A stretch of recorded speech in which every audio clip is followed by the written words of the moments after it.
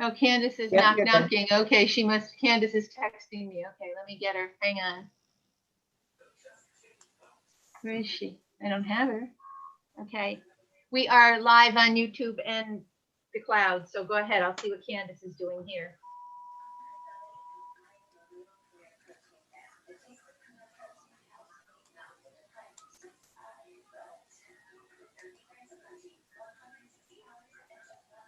Ted, you can go ahead if you want. I'm just trying to get Candace in here. I gotta find her. Okay, we're on, Here she is. Hang on, let's see. good, we're on YouTube. Candace Fay.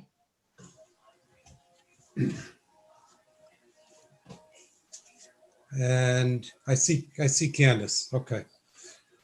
All right, you want to start it? We'll start it up. We're all set. Go All right. ahead. Good evening, ladies and gentlemen. Welcome to a regularly scheduled meeting of the Zoning Commission of the City of Danbury. March 9th. Let the record show we begin with a roll call at 7:35. Commissioner Almeida. I see here. Here. Commissioner Fay. Here. Commissioner Hawley. Here. Commissioner Helinski. Here. Commissioner Jowdy. I see Commissioner Jowdy. He's here. Commissioner, He's muted.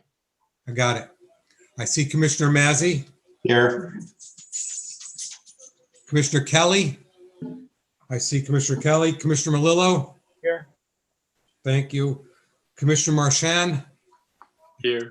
I see him. Commissioner Nejam. He's We're gonna not mark here. Commissioner Nejam is absent.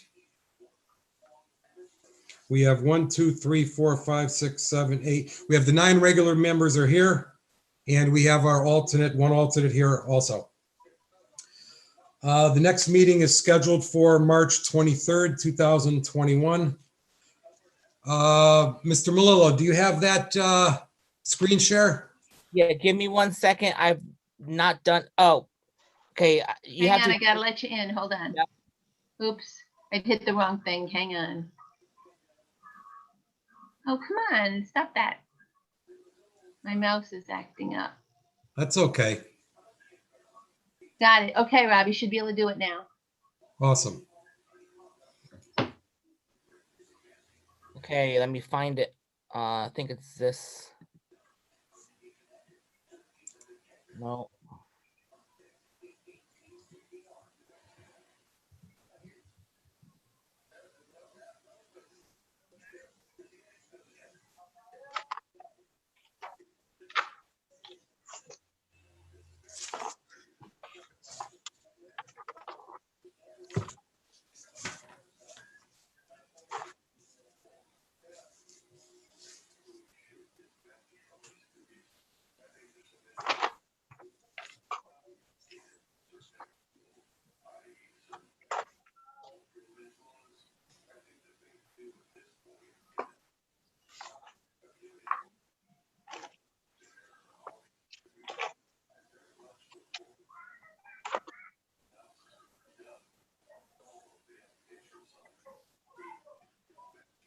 I can't. It doesn't look like it's letting me give access on my computer, Ted.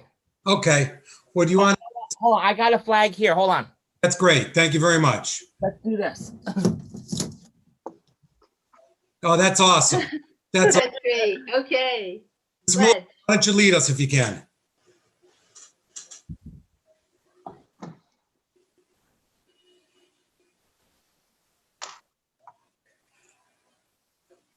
I pledge allegiance to Allegiance With the to flag the of flag, America, America. the United States of America. one nation, under Under under God, God, indivisible, indivisible, with liberty. liberty, and And justice. justice for all. Thank you very much.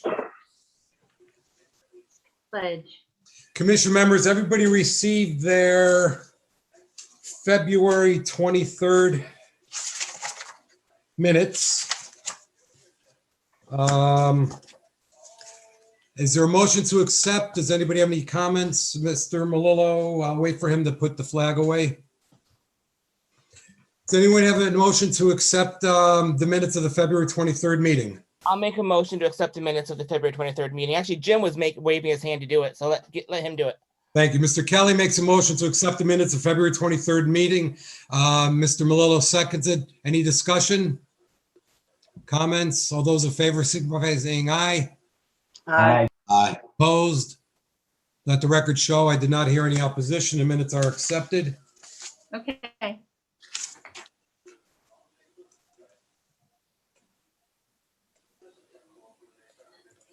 I'm going to now, if I can find it, what I'm going to do right now is I'm going to read the legal notice for this meeting. The legal notice application to be heard by the zoning commission at a public hearing in a web-based meeting hosted on Zoom on March 9th, 2021 at 7:30 PM. Agenda to be posted will include instructions to access the Zoom meeting and the application materials. Public hearing pursuant to Executive Order Number 7I, Section 19.c. Notice is hereby given that the following petition will be heard. Application of Collector Car Services, E.W. Batista Family LP, 39 Myrtlebrook Road, F19009, for a certificate of location approval for motor vehicle general repairer's license in the IL-40 zone. Theodore J. Hatcher, Jr., Chairman, posted on his city website and sent to the town clerk on February 25th, 2021.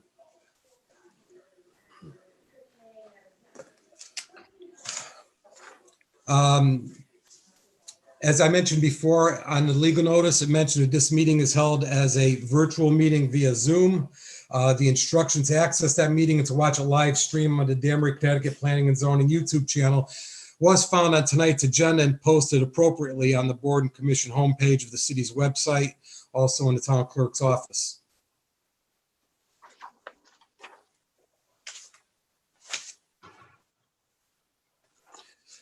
Additionally, what I'm going to do this evening, read into the record the public participation instructions. Members of the public wishing to be heard during the public hearing portion of the meeting on any application are requested to email Sharon Calitro at s.calitro@danbury-ct.gov. Whoever has their mics on, please mute it. No later than 6 p.m. on March 9, 2021, and indicate which application they wish to speak on. This will help ensure all members of the public wishing to be heard that can be identified and recognized on the virtual meeting platform at the appropriate time.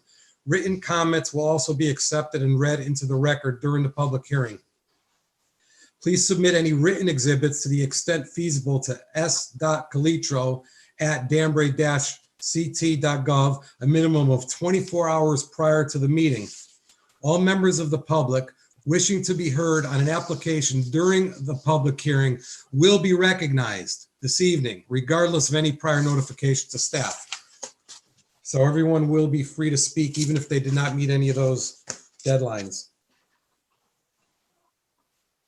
Let me discuss the procedure this evening. This is run like any other zoning commission meeting that we used to hold in the Common Council chambers, and hopefully we will again soon. Except it's going to run a little bit slower. We have to look for hands. We have to listen for noises. We have to listen for people. So we have a numerous set of eyes when I call on certain people. And if there are any questions or anyone wishing to speak, we're going to take a little bit extra time to try and find hands or listen to voices. Regarding, as I mentioned last meeting, there's a lot of firsts that we go through. We had a couple of them at the last meeting, first time events. So let me discuss the chat function. As if we were in a Common Council chambers and we were having a public hearing and our meeting was taking place, we would not allow the public to be speaking and chatting amongst themselves during the meeting. There's a chat function on this Zoom meeting, as many people are aware.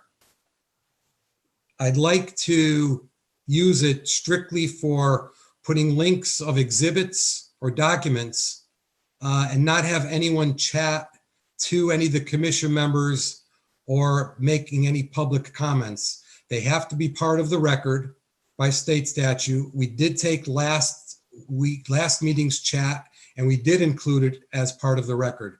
It is distracting, and Like I said, rather than turn off the chat, we do need to have it to put down any certain links or exhibits to direct people to. Regarding new public hearings, we do have one new public hearing tonight. The procedure on that is basically the petitioner or the agent will submit. We will then hear their, get their voice and any exhibits. I will then ask for those wishing to speak in favor. I'll then ask for those wishing to speak in opposition. There'll then be a rebuttal if they so choose. And then there will either be a motion to close or continue it. Regarding the continuation of the public hearing, this is going to work a little bit differently because the one that we have under continuation of public hearing has already been opened. There has been discussion. There has been a presentation made. And what we will do this evening is when we get to that, we're going to have the petitioner present because I believe they had some studies and some other additional exhibits to present tonight. We're then going to read any letters of in favor that we have, any letters, and then we're going to have people speak in favor. We're then going to read letters of opposition and then have anybody speaking in opposition. Please note that the letters that will be read tonight in favor and opposed were letters that were received after the last meeting that we had on the first public hearing of February 23rd. Let me just mention to the public, some of you that are new, that commission members may ask questions of those who speak in favor or opposition, as well as asking staff, asking each other, and asking the petitioner some certain questions. Let me also say that when a commission member speaks and asks a question, they're asking for two reasons. One, because they're looking for an answer, and two, because they may already have the answer, but they want to build a record. Just as the petitioner and the applicant build a record in favor, sometimes a commission member may feel that there is a detail that needs emphasizing, and they may ask that question to make it part of the record. So even the public, when they ask a question, there's really nothing silly about it. I know these commission members, and they're all very smart people and very capable. So if they're asking a question, there's a reason behind it. Then the petitioner will have time to rebut. And then lastly, the staff will make a final comment. Then the commission will discuss whether to continue the public hearing or to close it. That's what I have for procedures. Is there any questions of any commission members? This is all pretty much what you're all used to at this point. And I don't see any hands.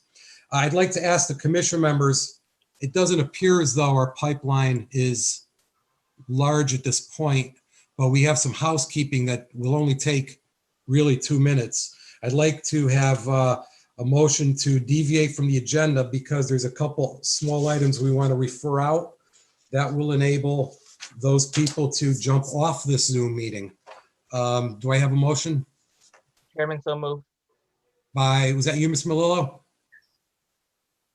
I motion to deviate from the agenda for the purpose of expediting administrative business. Very good. Thank you very much. Is there a second? Mr. John, second. All those in favor, signify by saying aye. Aye. Opposed? For the record, I did not hear any opposition. Let me go to, for reference only, real quick.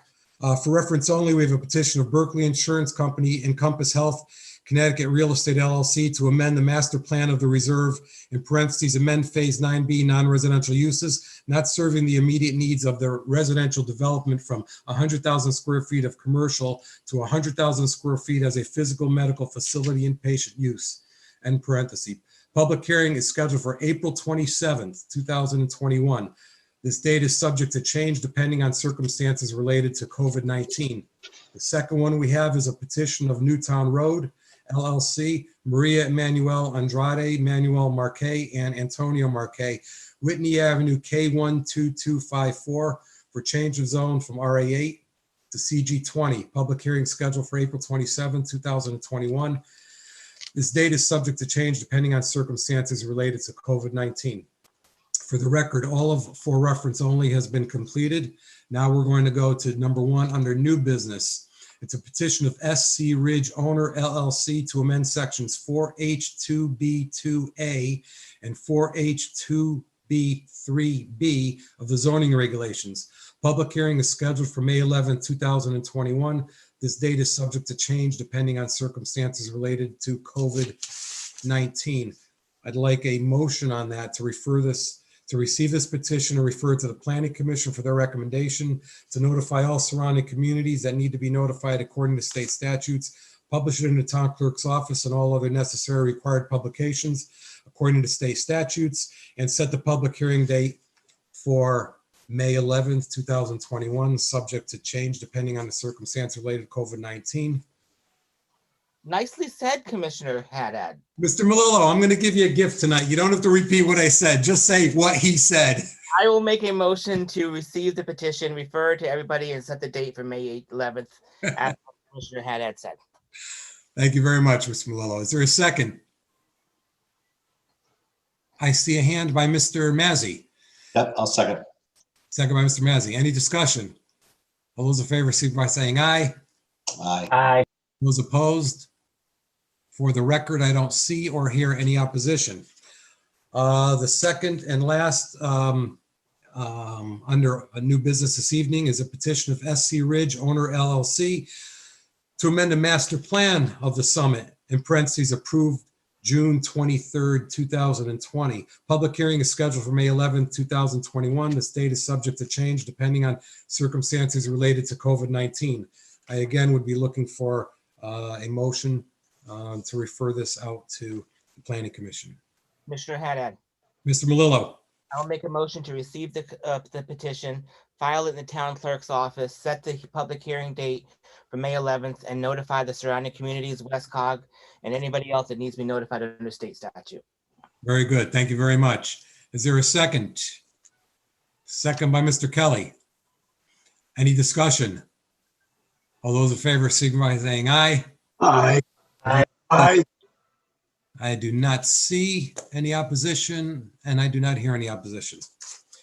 Okay. Let us now go to, where's my little box of check marks? Okay. Done. Please bear with me for 1 second. Okay. First public hearing this evening is a public hearing. It's an application, E.W. Batista Family LP Collector Car Services LLC, 39 Myrie Brook Road, F19009, for a certificate of location approval for a motor vehicle general repairs license in the IL40 zone.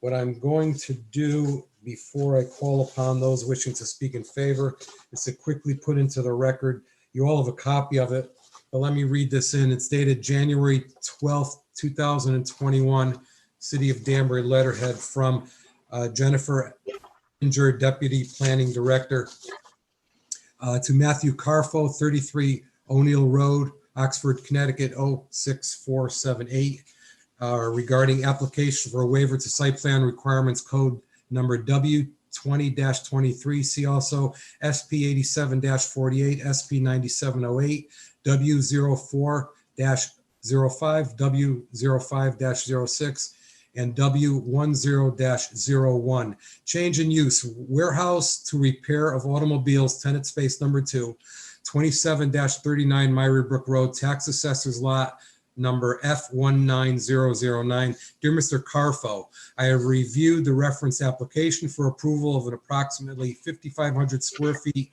change in use to allow an auto repair facility, in parentheses, Collector Car Services LLC, in an existing tenant space located at 27-39 Myrie Brook Road, tax assessor lot F19009. The property owner is E.W. Batista FLP. The subject property is located in the IL40 zone district, and the building is approximately 17,000 square feet in size, and it is divided into 3 tenant spaces. The auto repair facility is proposing to occupy tenant space number 2, which was previously occupied by a warehouse wholesale use. An existing overhead garage door will be utilized, and a repair facility will construct 2 interior working bays. The department is in receipt of email correspondence indicating that all repair vehicles will be stored inside the building.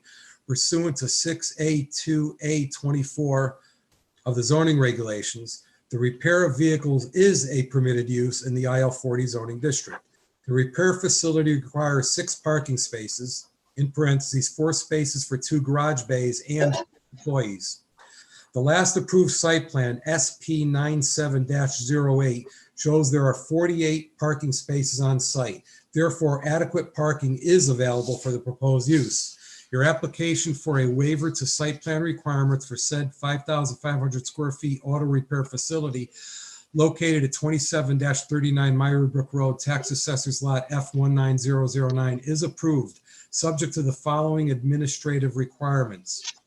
Approval is granted strictly for the proposed change in use. Any additional change to the site layout will require a revisited site plan application. Number 2, prior to the issuance of any permits, evidence shall be submitted to the zoning enforcement officer demonstrating that the zoning commission has granted a certificate of approval for said auto repair facility. Number 3, pursuant to section 8C8B of the zoning regulations, parking spaces and areas shall be transient parking of motor vehicles only with no sales, dead storage, repair work, canceling, or servicing of any kind. Number 4, the retail sale of automobiles is strictly prohibited. Approval does not waive any other departmental approvals, requirements, or permits that may be necessary to complete this project, including that required for site signage. The permit center should be contacted regarding the process of obtaining a zoning permit.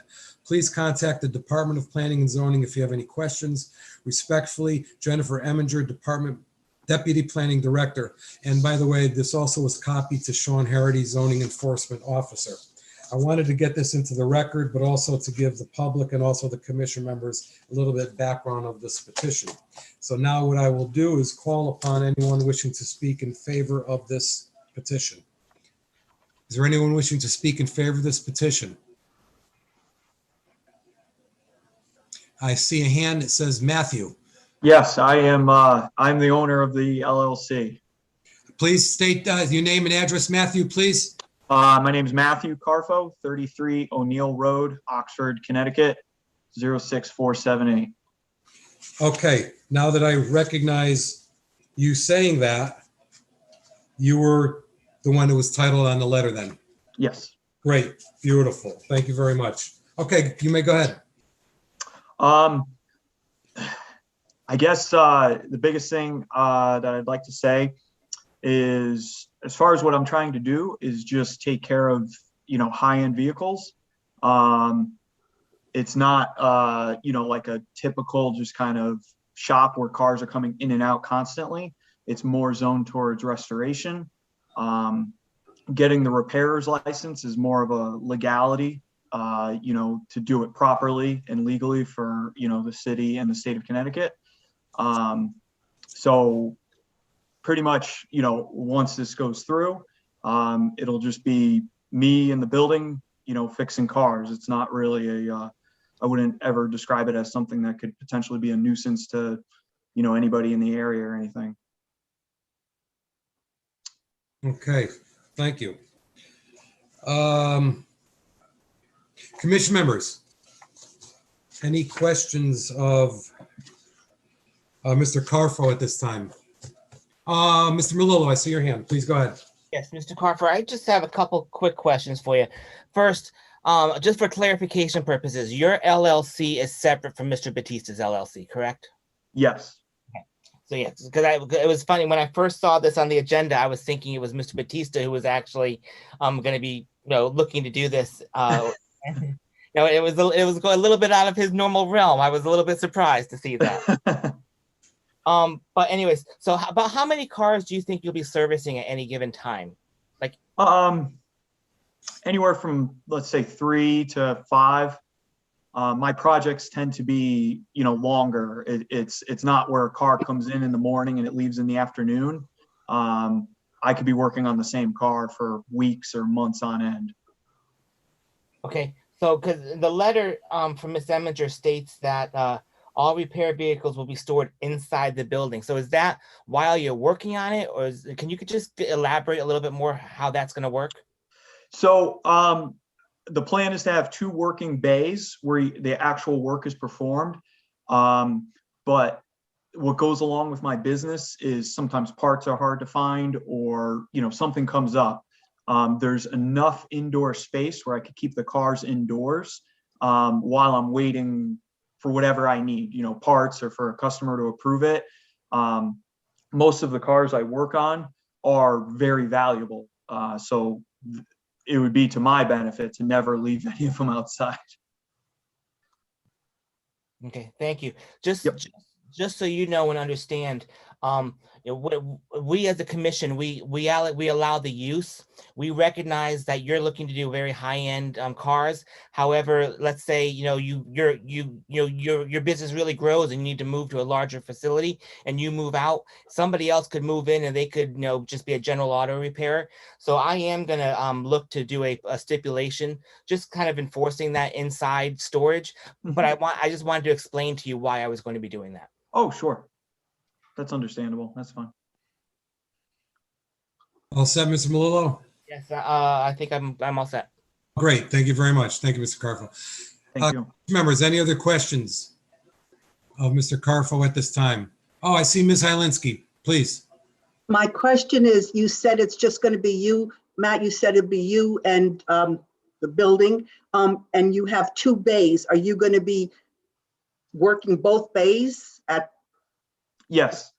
same time? Like, so your customers are going to have to be waiting a long time to get the work done. Yes, that goes along with my business.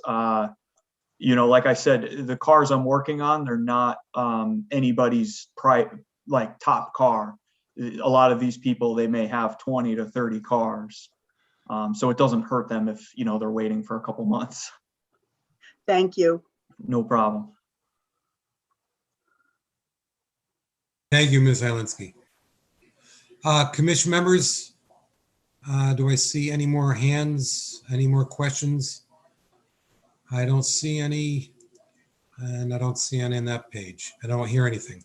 Thank you, Mr. Carfo. For now, is there anyone else wishing to speak in favor of this petition? Is there anyone else wishing to speak in favor of this petition? Is there anyone else wishing to speak in favor of the petition? Is there anyone wishing to speak in opposition to this petition? Is there, Mr. Chairman, Mr. Chinese, is that your hand? that's my hand.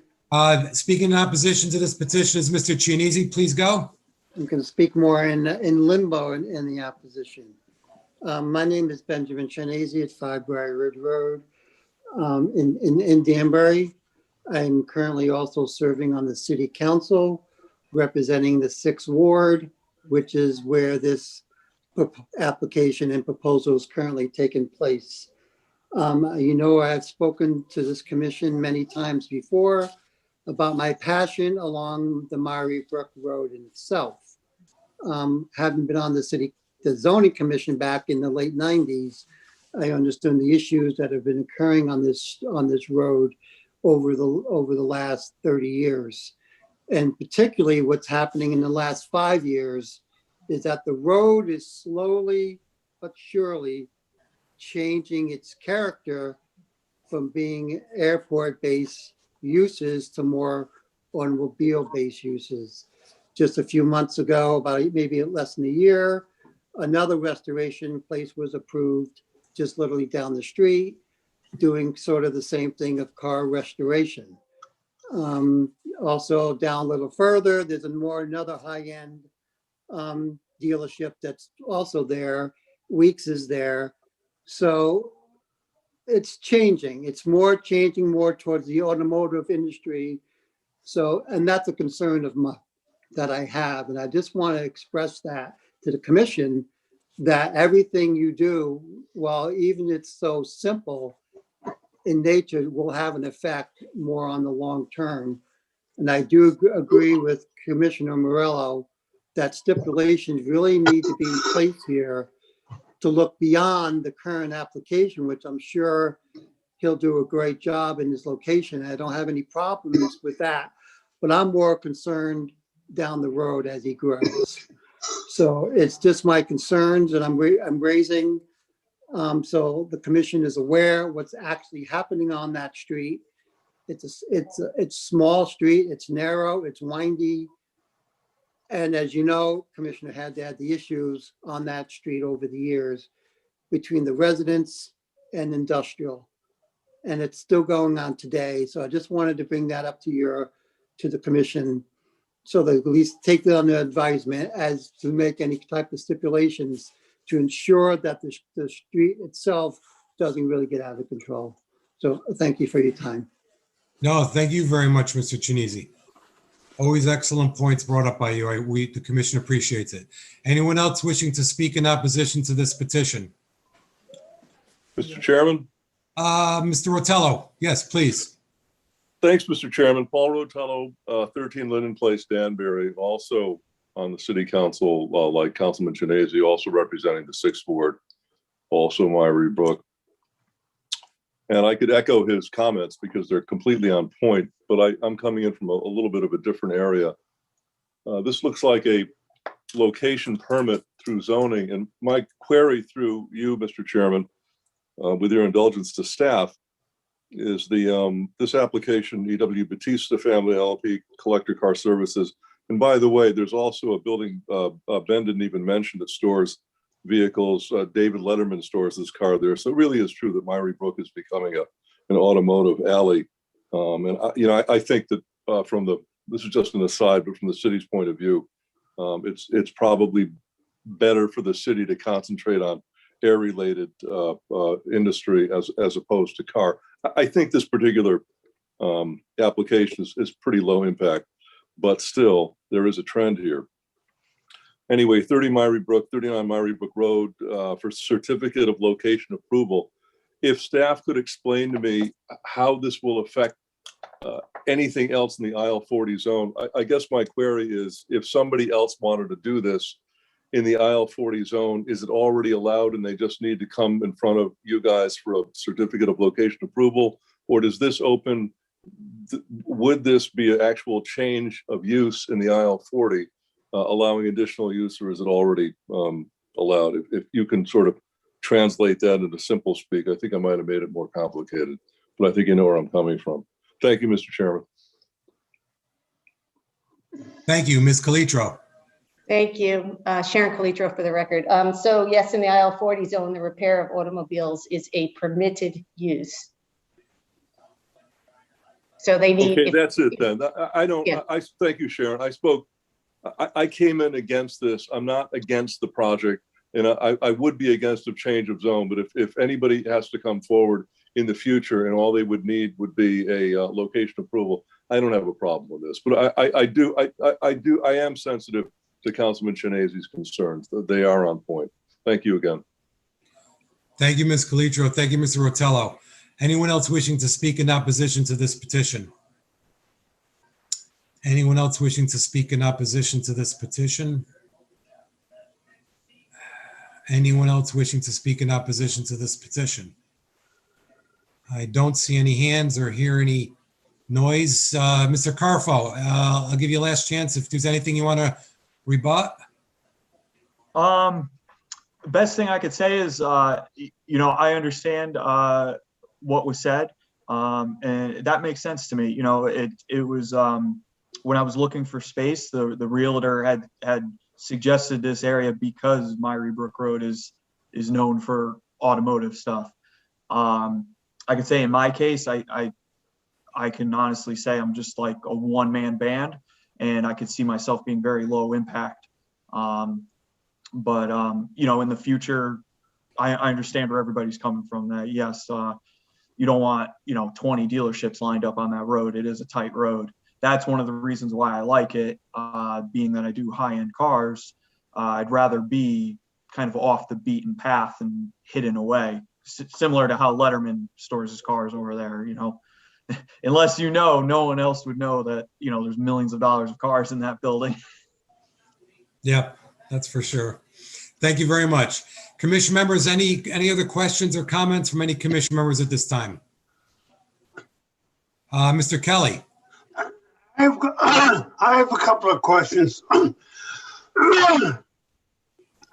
How many residential buildings that's left on Mary Brook Road? Residential individual homes are left on Mary Brook Road. Ms. Calitro, is there any way, do we know that off the top of our?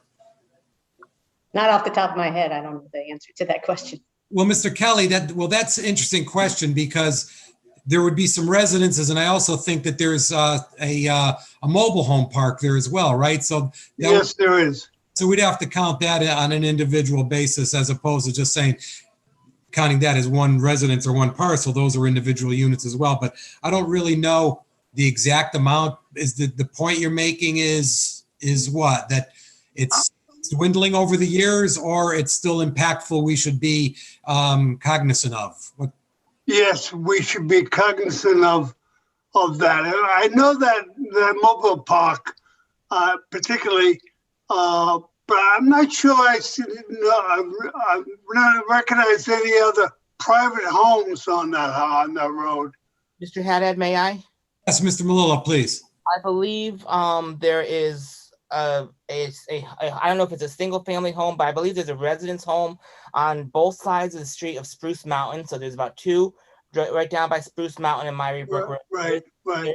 There is the mobile park, and I want to say there might be like one house around there. And then if I remember correctly, there's one house on the corner of, is it Harwood, the street that goes up right up by the fire station, Mr. Attell, road. Yeah, Harwood, I believe that's Harwood. Yeah, I know there's one, I believe one, maybe two residences on the corner of that road in Myrie Brook. I think that's it, truthfully. Thank you. Mr. Kelly, anything else? You all set? I'm all set. Thank you. Commission members, any other questions? Ms. Fay? Yeah, I just think it's important also that old Sugar Hollow, that used to be the cut through by Reefberg's office, and now it's like a garden or a landscaping center. I mean, you can't enter and exit off Route 7 anymore there either. So it's not really a local road. You have to go out into that major intersection in order to enter onto Route 7. Right. That became a dead end. And I think there's a community garden area there for residents to pick some plots and to grow some vegetables and flowers. Nice concept, by the way. I love that idea. Thank you. Anything else, commission members? Let me see in this. Okay, I'm not hearing any questions or seeing any questions, so I'll entertain if anyone sees fit to make a motion to close this public hearing. Make a motion to close the public hearing. Motion made by Ms. Hylinski to close the public hearing, second by Mr. Kelly. Any discussion? All those in favor signify by saying aye. Aye. Those opposed? Let the record show I did not hear or see any opposition. And this public hearing is closed. Chairman, Mr. Malillo. I would like to move this item to item number 1 under old business for discussion and possible action. And with the indulgence of the commission, I'd also like to consider it before we move on to the next public hearing out of expedience sake for the applicant. Let's try that. Let's try this. Commission members, Mr. Malillo made a motion to move the petition of E.W. Batista to number 1 under old business for consideration, discussion, and possible action. Is there a second? Second. I see a second by Mr. Jowdy. Any discussion?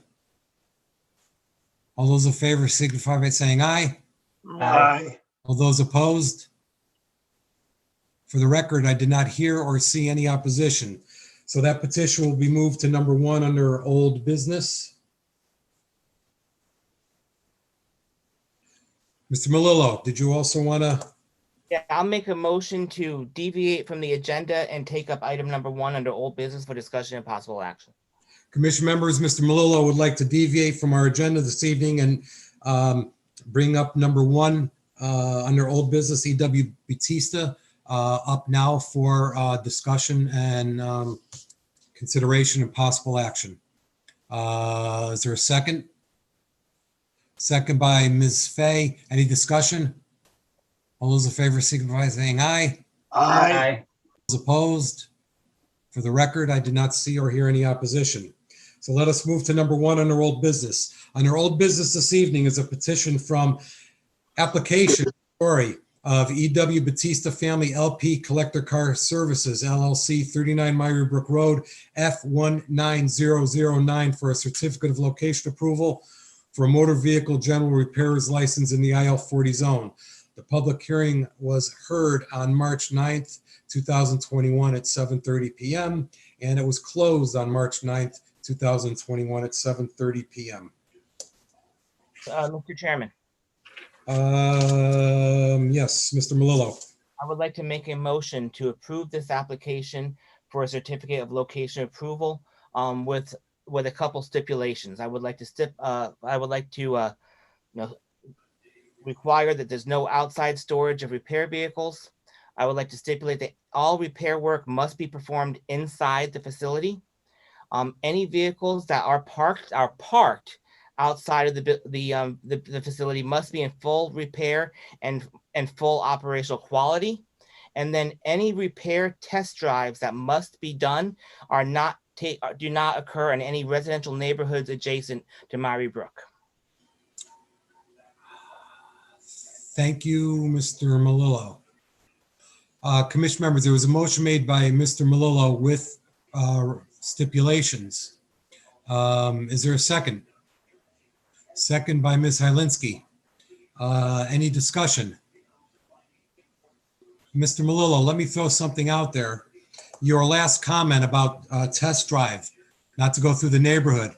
We had a petition like that, which I think you authored a while back too. And I think you went a step further. I think you required the test drive to go out toward that other direction rather than toward the Federal Express, going back out toward the other end of Myrie Brook. So you want to change that? I did that specifically. That was for new car test drives. This, I believe, I know auto mechanics, they just take it around the block just to make sure things are working. I don't think we really need to inconvenience him by making him go farther than he needs to.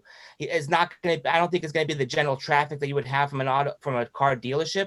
So I myself don't see a problem with him driving it up and down Myrie Brook. I just don't want it to be up around the residential neighborhoods. However, if the commission does want to do that, I am open to it. I just didn't see the need this time. Thank you. Commission members, any comment on that point? Or are we going to let that one go? I think it's a loop. Ms. Fay? I think if you were going to test drive there, you're going to test drive the loop, regardless of what side you go out. So I think it's inconsequential if they go right or left out of the parking lot. Good point. Thank you very much. Ms. Fay, any other comments on that? And Ms. Melillo, one more detail. What was your first comment, stipulation? No outside storage of any repair vehicles. Got it. Thank you. Joanne, I can email these stipulations over to you. Thank you very much. Commission members, any other comments? There is a motion made by Mr. Melillo with the stipulations. Who was the one that seconded that again? Ms. Fay, did you second? Ms. Hylinski second that? With a second. All those in favor signify by saying aye. Aye. Aye. All those opposed? Wouldn't this be a roll call vote, Mr. Chairman? Yeah. I have it right in front of me. Thank you very much. I want to get all the votes on the petitions by roll. Thank you. All right, a yes is yes, a no is no, with the reasons stated. Mr. Melillo, Yes. Ms. Hylinski, Yes. Mr. Almeida, Yes. Ms. Fay. Yes. I'm sorry? Yes. Yes. Mr. Hawley, Yes. Jowdy. Yes. Mr. Kelly, Yes. Mr. Mazzy, Yes. and I will vote yes. 1, 2, 3, 4, 5, 6, 7, 8, 9. 9-0. Mr. Carfo, good luck to you. Thank you very much. Petition's approved. Thank you. Thank you, everyone. All right, let me go move this from the left side of my desk to the right side.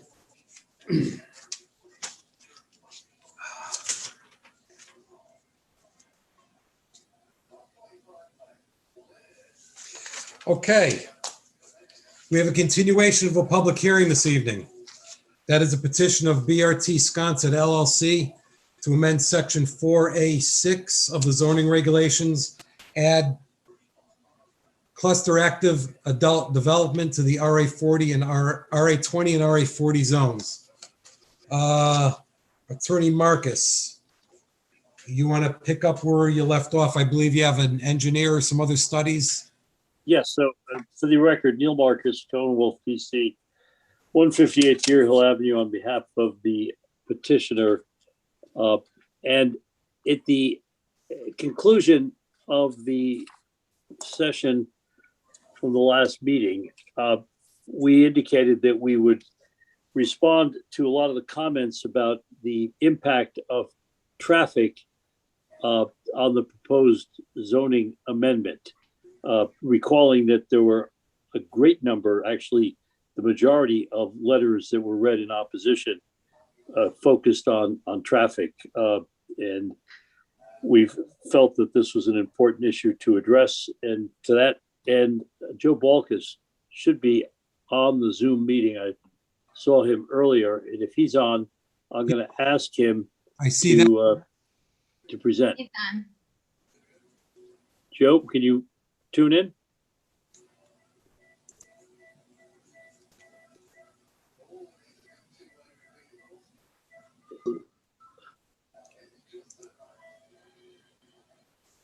Let me call. Attorney Marcus is calling.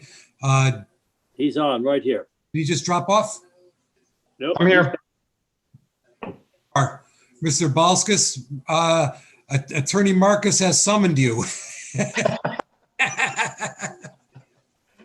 Okay, now that we found you, go ahead. All right. Good evening. For the record, my name is Joe Balskis. I'm a traffic engineer with VHB. 32 years experience, licensed Connecticut professional engineer. And at the request of Dan Bertram on this project, I did a review of the trip generation for a couple of options for Sconset Park. So I actually prepared a memo which we'll be submitting, and I'm just going to summarize a memo for the work that we've done in terms of reviewing traffic for the Sconset Park proposal. And basically the memo did this. We looked at the proposal to have 12, we compared 12 units of single family housing to a alternative of 5 units of single family housing and also with 23 units of active adult housing. Okay, or basically senior adult housing as we call it. So we did a trip generation for that. We also looked at a trip generation for a couple other sites. One is 11 Pembroke Road. And another site on Great Plains Road that were potential sites for the zoning that's being requested here. So the first thing we did was basically look at the traffic generation for these residential developments. And as I said, single family housing and active adult housing. And how do we do that traffic generation? What do we do? You're being on the zoning commission, I'm sure you're familiar with it. We use the Institute of Transportation Engineers Trip Generation Manual. It's a 10th edition.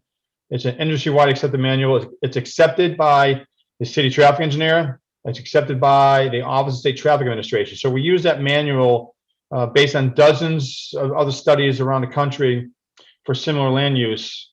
And we use that manual to estimate the traffic that will be generated from a development such as I mentioned. So in terms of Sconset Park, we looked at it and we basically saw that with a scenario 1 of 12 units of single family housing that could be built. The weekday traffic generation is 148 vehicles. Okay, that includes homeowners, includes service vehicles. On a daily basis, 12 units of single family housing will generate about 150 cars, trucks. The peak hour, the morning peak hour and the afternoon peak hour is about 13 vehicles. When you have 12 units of homes, single family homes, in that 1 hour, you're going to have like 13 cars. That's based on like hundreds of studies that were done across the country. So people may say, well, it doesn't make sense.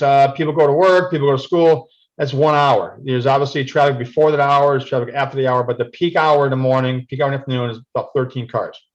So then we look at it, okay, if we replace those 12 units of single-family homes proposed with 5 single-family homes and 23 units of age-restricted condos, or active adult condos, what does that mean? How does that compare to the 12 units of single-family homes? So the trip generation manual that I referenced that we've used shows us that on a daily basis, we actually generate less traffic with 5 single-family homes and 23 age-restricted condos. So we're going from 150 vehicles per day generated to 133. So about minus 15 with that scenario. During the peak hours, because peak hours are a concern, we'll talk about that in a minute. We're looking at basically in the morning peak hours, no change. There's about the same amount of traffic, no change, because we do have more units, less single-family homes, more units in total. And in the afternoon, we have like 1 additional car. So we're talking about a very, very minor, if any, even immaterial change in traffic being generated by scenario 2, which is 5 units of housing of single-family homes, 23 units of age-restricted condos. So we have 28 units total, yet we're generating less traffic on a daily basis and about the same traffic during the peak hour. So that was one aspect. And we'll submit this memo. It includes all the material from the trip generation manual that could be used and reviewed by the city traffic engineer. And then the other scenario we looked at was the other 2 sites. One was on Pembroke Road, I mentioned. One was on Great Plains Road. And those sites, I was told that you could do 25 units of single-family homes in those sites. And then we also looked at, I'm told we looked at, okay, if you do 24 units of single-family homes, you could do 34 units of age-restricted condos, so, active adult houses. I'm sorry, condos. So 24 single-family, 34 age-restricted condos. What we found from that is about 25 units of homes generate almost 300 cars a day, almost about 290 on a daily basis. So about 290. The age-restricted condos are a fraction of 126 per day. So you're basically subtracting about 160 vehicles per day built by proposing 34 units of age-restricted condos versus single-family homes. And then the peak hour, we saw about similar a difference as well. We saw about 16 cars different. So 25 units of housing generates about 23 in the morning. The condos, the age-restricted condos, about 7. So we're losing about 16 cars in the peak hours. So the point I'm making here is that when you add in the active adult, the age-restricted condos, that's a traffic engineer's dream, if you will, in terms of a development, because it's you have quantity, but you don't have impact.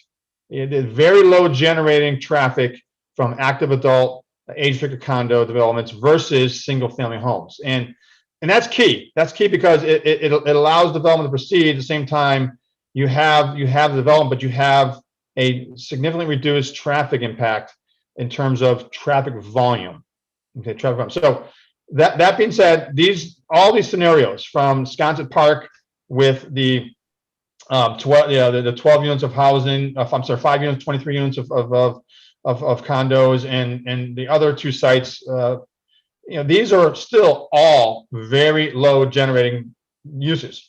You look at Clapper Ridge Road. The DOT counts before the pandemic. We have 10,000 vehicles a day on Clapper Ridge Road. We know it's busy down there by the high school. We know that. We know there's 500 and some odd vehicles in the peak hour on Clapper Ridge Road. I mean, in the peak we have 700, 801 in the morning peak hour. I'm sorry, and 1,000 in the afternoon peak hour. So that's the community peak hour, not the high school peak hour. But the point I'm making is that these numbers are very low traffic generators. You look at the 1,000 cars in an afternoon peak hour, and we're looking at 14 cars being generated. So you're looking at less than 1%. You're looking at a very inconsequential, immaterial change in traffic volume, and the age-restricted condos are less than single-family homes. So you're not going to, whether it's single-family homes or the age-restricted condos, or less, you're not going to notice this additional traffic on the adjacent roadway. It's so small. It's in the background. You can't even measure it. So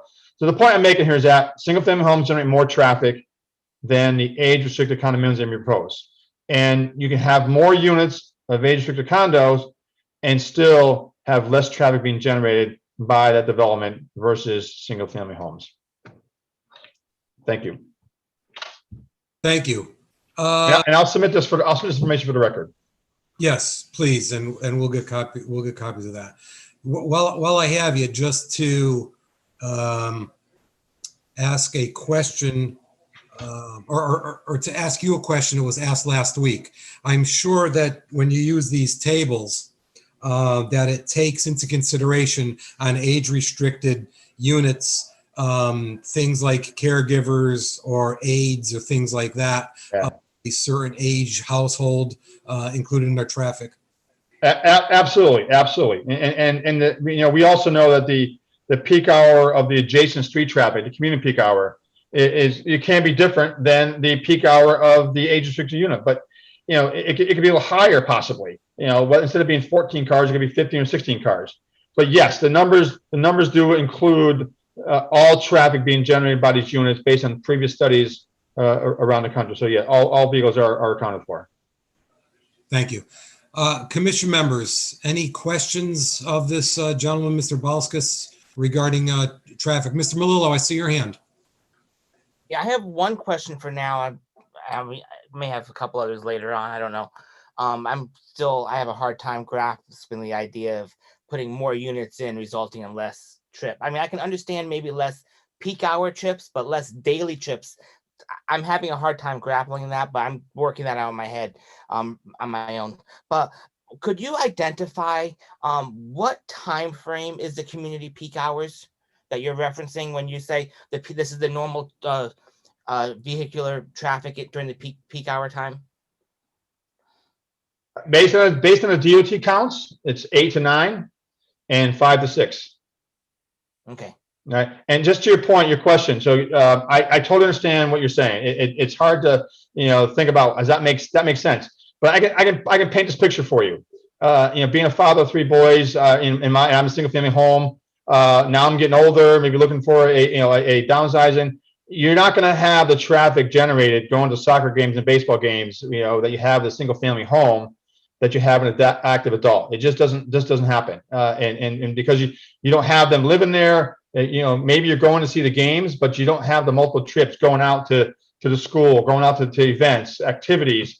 And so if you think about that in that respect, that's why the numbers are what they are. That's exactly what it's a similar question I get when I have, well, you have 200 parking spaces, but you're only generating 100 cars. It's that kind of distinction that it's you can think about the actual generation.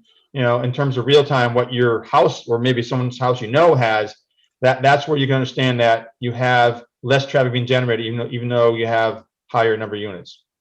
That was one of the things I was grappling in my head with what you described. I actually do have one other question. I'm just curious about this. How often do traffic engineers, and I'm not saying you yourself, but in general, how often would they go out just to confirm that the table statistics are accurate? Like how often? Once a development is done and it's completed and it's fully, it's at peak occupants. Do you go out and actually run a traffic study just to test to see how close your analysis is to reality? Great question. We don't do a lot of that for a couple of reasons. One, we do it with new developments. Like if there was some fancy new restaurant coming in, a chain coming in that, I'm involved with the Shake Shack that's coming in and the mall. And that was something that we talked about. It's got a drive up window. So it's new. So we actually said, could we look and see other locations that we should consider as part of the application process? We didn't have any, but I will tell you on that project, we are going to do just that. Once it's open, we are going to go and do traffic counts out there and check our projections because it is new. It is new. So we will be doing that. And I will say that this right now, the pandemic situation, everything is up in the air. Everything's up in the air. So we're going to do it, but it's just there's some things up in the air in terms of volumes that we don't know what's going to happen. But we do on occasion go out there and check our projections. Something like this, we wouldn't, because it's so small, unless there was a request by municipality to do that. We've had that in the past. We've had municipalities ask us to monitor the traffic being generated, because they may say, well, Joe, we know you're a traffic engineer, you got 30 years experience, you teach at University of New Haven, whatever, you're an expert. Okay, we don't believe you, and which is fine. And so we'll agree to do a monitoring program. We've done that where within 6 months, the applicant will submit a monitoring program. They'll do a traffic count after 6 months and submit that to the city as verification of the numbers. So that's happened on much higher generating uses. But the fact is, yeah, we have done it. It's not prevalent. It's unique, but we have done it on occasion when the need was there. Great question. Thank you, Mr. Melillo. Mr. Amida, please. Thank you. Like Commissioner Melillo, I'm kind of having a difficulty here understanding how more units equal less car trips. And I'm trying to do the math, and hopefully, maybe you can answer this. 12 units, single family, produce 148 trips per day, correct? Yeah, so that breaks down to about 12 trips per unit per day. Now, how do you come up with the trips for the mixed 5 single family and 23? Do you apply those 12 trips per day to the 5 single family? Is that how that works? It's not a straight line comparison. I see where you're going with this. So it's based upon, lots of studies done, statistical analysis, and so it's not as simple as that. In fact, some of these, you'll see when we submit the materials, some of these calculations are based upon fitted curves, equation. So there's lots of machinations, if you will, of the data to develop a generation. But it's some developments, some land uses are straight line comparisons. Some are. I mean, there's a new one for marijuana dispensaries that we've included in a manual that has some relevancy to that. But you can't, I hear what you're saying, and we've had this issue before. Well, 12 for this, 12 for that, but you're doing 5, and I will tell you. So it's actually close. I mean, we have 12 at 148. It's 144. Yeah, that's about right. Then we have 5 at 66. So that's not far off. So I just want to say it's a straight line comparison. The mathematicians in the audience may say, well, compare this and compare this. You could try and do that, and it may be relevant, but it's a statistical analysis, and some of these are fitted curves. They're not straight lines, and so you can't just do one. You can't compare apples like that. In this case, it does appear to work. Right. But and the other thing too is that when you get to a lower end of the spectrum, if you will, I mean, 5 units of housing is, when you have developments of 300 units of housing, that's why they do a statistical analysis. How does this all equate to from the lowest end to the highest end? So that's all part of the equation as well. But in this case, it does look like it's very close to straight line. It's just that I will not testify that that's what you should be doing. So essentially, if the 5 units are producing 66 trips, that means the other 67 would be produced by the 23 active adult units, correct? Correct. Yeah. Okay. And that breaks down to about 3 car trips per unit, a little bit less. I find it a little difficult because, my mother lives with me. She's 87 years old. And I got to tell you, those poor kids from the Danbury Pharmacy probably make that number of trips in one day to our house alone. And now that, the Portuguese Cultural Center delivers food, if she had her way, they'd be delivering lunch and dinner every day. So, like 3 trips to me seems a little low. I understand that. I really do. I understand that, and it happens all the time where we have these land uses that some commissions aren't familiar with, and so we documented the data from previous studies. We've also counted a little. Some commissions, and I've done a number of these. Some commissions question as well. we've also done counts at other locations. Well, okay, Joe, I hear you saying it just doesn't make sense to me. I'm not sure I'm getting it. And we've done counts at other locations to prove the case. And I will say these numbers aren't exact, so it might be a little higher, might be a little lower. It's a statistical calculation based on dozens of studies, but we very much have the ability to go out and count another location that is similar like this that can document that, and we'll do that all day long because the data is this is the industry accepted methodology. But sometimes we do have questions from communities that may want to see actual real data, and we can certainly do that. Okay.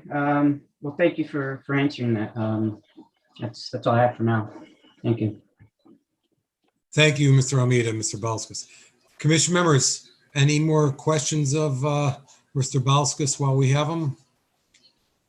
Ms. Hylinski, please. Well, the current petition would allow for increased density, not only for the creation of single-family dwellings and a cluster development in these zones, but also it says for 2 and 3 family dwellings. But you're mentioning 12 single-family. I'll put my hand up to help on that one, but my analysis was based on what was given to me. It was 12 units of single-family housing, and then versus 5 single-family homes, and then 23 units of age-restricted condos. So that Dan, Steve, someone want to help me on there, or Neil? I did what I was asked to do. I can't speak to that. What? Dan Bertram, BRT, for the record. Yes, go ahead. Right, thank you. We were looking in the 12 single-family homes. The intent of that was to do a study that showed the impact related to the existing entitlement for single-family homes at that site, and then to make a comparison for what our proposal would enable with the zoning regulation change at that site. Thank you. Thank you.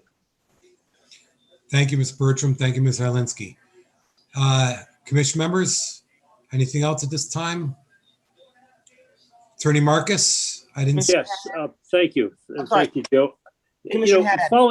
Sorry, Mr. Marcus. Go ahead, Mr. Melillo. I'm sorry. Before Attorney Marcus goes, I don't want to interrupt his flow. So I just have one. I thought of this question, and I'm hoping this. I don't want to make this a site specific because I'm thinking this because he did give some numbers, and some of the other properties as well. And I'm sitting here wondering, the tables that you use to calculate these, when were they? How often are those tables updated? When were the current tables? When were they updated? So we're on our 10th edition, and this goes back to before the 70s. So it was updated actually, I think, in 2020. I'll verify 2020, 2019. I want to say. So it's recent. And great question, because I've had this question from other commissioners on the planning commission. The same thing. So yeah, it is the latest edition that we have, and it's no more than 2 years old. And I apologize, I don't know the exact year. It's in the materials that we submit, but it's within the last couple of years. And the tables have changed, and when the different editions come out, the actual trip tables change. The number of calculations? It depends upon the land use. Like I said, we added, just the latest edition, we added marijuana dispensaries. Those are happening in Colorado, Massachusetts, and in Massachusetts now. So those are added. And so yes, if the data is updated as it's provided, as things change. So like banks, the whole bank generation's changed, right? And the bank generation is gone down. So that's been updated. So as land uses and emergent trends occur, they seek out more data for newer trends. And so if the active adult housing has changed, the trends changed in the last couple of years, they would have updated it. I can't speak to if it's changed in the last couple of years, but I know the manual has been updated since then. But I can certainly find out if the active adult land use has been changed as a result of the latest edition. I don't know. So I'm just sitting here thinking, because Commissioner Almeida made a comment about the Portuguese Cultural Center delivering, and I was sitting here thinking, that is actually relatively new. We now have Uber Eats and all these other, it's a lot more common to have people bring in food to their homes rather than necessarily going out. And so that could, I'm just wondering if those trip calculations have been that's a great comment. It's a great comment. And like I said, the data is not perfect. It's what we have and what it's been accepted by the DOT, the State Traffic Administrator, as well as the city traffic engineer. But again, if there's a need to provide more updated data, that certainly can be done. But the other part of it I say is that it's a small generation. We're talking peanuts here. We're not talking I guess coconuts, if you will, in terms of size. So it's not a large number, but certainly if there's a question regarding that, we can easily do a traffic count or find a traffic count that is more recent than the manual may have to validate the numbers. And they may be a little different, but they're not going to be appreciably different. Is my point. They may have a little bit more generation, possibly for what you're saying. Uber Eats coming, that's something possible, but it's not going to be significantly different than what we're seeing. But we can still provide that. I would actually say that we wouldn't need that for this because this is more of a citywide petition. But if it was much more site specific, I could see where that might be of value. I was just curious, like I said, because you were talking about a couple different locations, and I'm trying to balance just the citywide impact in my head because that really is what the intent of this application is. Yeah. So I don't mean to belabor the conversation, but just as a quick follow up, you can use that same approach to single family homes, right? You can see single family homes have Amazons coming now, and those may not have been updated. So it cut across both ways. It cuts both ways in terms of you could have more deliveries being made to single family homes and to age restricted condos. So my point there is that the differential is still going to be there. You're still going to have a significant difference between single family homes and the age restricted condos because yes, you maybe have deliveries, but the active adults aren't going out to soccer games per se, dragging the kids around that a single family home would have. That's the point I'm making. Yeah, but those active adults might be very, very active on Amazon. So there may be more Amazon deliveries coming to their house than actual ball games. Yeah, that may be true, but that may be true. Thank you. Thank you. Okay, commission members, nothing at this time. Now we could bounce back to Attorney Marcus. Attorney Marcus. Thank you, Mr. Chairman. The dialogue between Bob Lillo and Joe Balskis leads right into a point that I think we have to seriously consider. Joe said that the ITE manual changes as land use trends change. And the key here is land use trends. This application that's before you, just to sort of put it back in perspective, recognizes land use trends that are changing. I don't know if any of you had the opportunity of reading the Danbury News Times editorial page on approximately March 1st, where a forum article is headlined, "Zoning Reform, a Step Forward for Connecticut." I'm going to cite to this and then I'll submit the whole article for the record.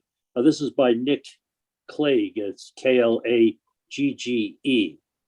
And I'm not going to, as I say, read the whole thing, but I'll take a few excerpts. And he starts out with the year 2020 saw some well-publicized shifts in residential patterns as many people with the opportunity to work remotely considered their locations. This presented both risks and opportunities for the state of Connecticut. While Fairfield County may have been a popular destination for some decamping from New York City, the United Van Line study showed that the state of Connecticut showed the fourth highest percentage of outbound moves overall in 2020. It's difficult to predict exactly how residential patterns will change post-COVID, but it's extremely unlikely that we'll see a return to the pre-pandemic status quo. Municipalities need to be ready to respond flexibly to these unpredictable changes. And he goes on to say, in times that demand flexibility, the last thing you want is a straight jacket. That was a term that was coined by two Yale professors, Robert Ellickson, who in an article by Robert Ellickson.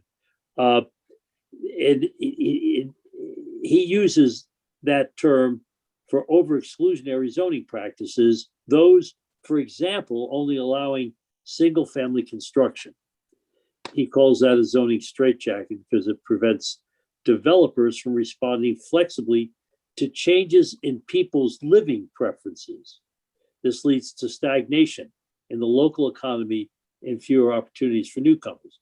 I mean, this article, interestingly enough, which I read after our last hearing session, I said, geez, I wonder if this guy was listening to us, because basically this article underlines, by people who have more credentials than yours truly, the need to consider what I'm talking about is flexibility. And it's interesting that he said that Fairfield County, he says that building a single family home in Fairfield County is allowed without a public hearing as of right, almost almost anywhere. In 93% of the zoned land area of the county, you can build single family houses without basically any specific review, because it's as of right. Yet he goes on to say, yet building a 3 or 4-plex home is allowed as of right in only 2% of the zoned land. So he's talking about the inflexibility of the concept that we're promoting here, which are multifamilies. Again, ours are age restricted, but he goes on to talk about how exclusionary zoning acts as a brake on local population growth by limiting the housing supply to people who would otherwise be interested in moving to an area. And he talks about the many factors that can influence zoning growth. But in Connecticut, he said it's flattened out from 2013 to 2019. More people, I'm quoting again, more people, and especially higher population density. That's what we're talking about here.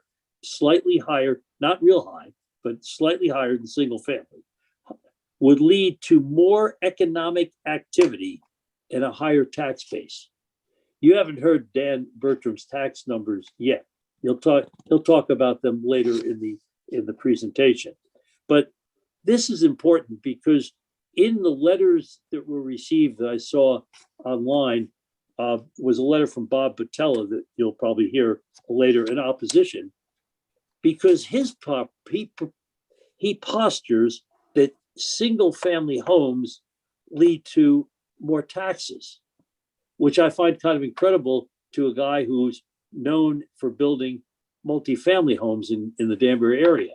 But nothing could be further from the truth, according to Mr. Clegg, who is a finance professional and works with the advocacy group Desegregate Connecticut. But he goes on to say that researchers have confirmed that traditional zoning constraints act as a drag on local economies and indeed on the US economy as a whole. And then he goes on to cite a few economists and their papers on this. The article goes on about Desegregate Connecticut's platform, which goes far beyond what we're talking about here. And he goes into opening up the zoning regulations to be much, much less restrictive than the simple amendment we're talking about to the cluster housing zones in Danbury. But he goes on. His prose is interesting because he says the status quo encourages housing sprawl, and then he talks about, of course, how the environment would benefit from multifamily housing because it doesn't encourage sprawl. And it goes back to what Joe Balskis was saying, that you get less traffic generated from active adult, even though it's hard to understand until you reach the age of being an active adult or a less active adult, and you find out that you just don't get in your car as often and drive places. But the fact is that the conclusion is that this variety of reasons is a strength in our polarized political climate. Zoning reform is an issue that should find support from both the right and the left. We should come together to basically effectuate zoning reforms.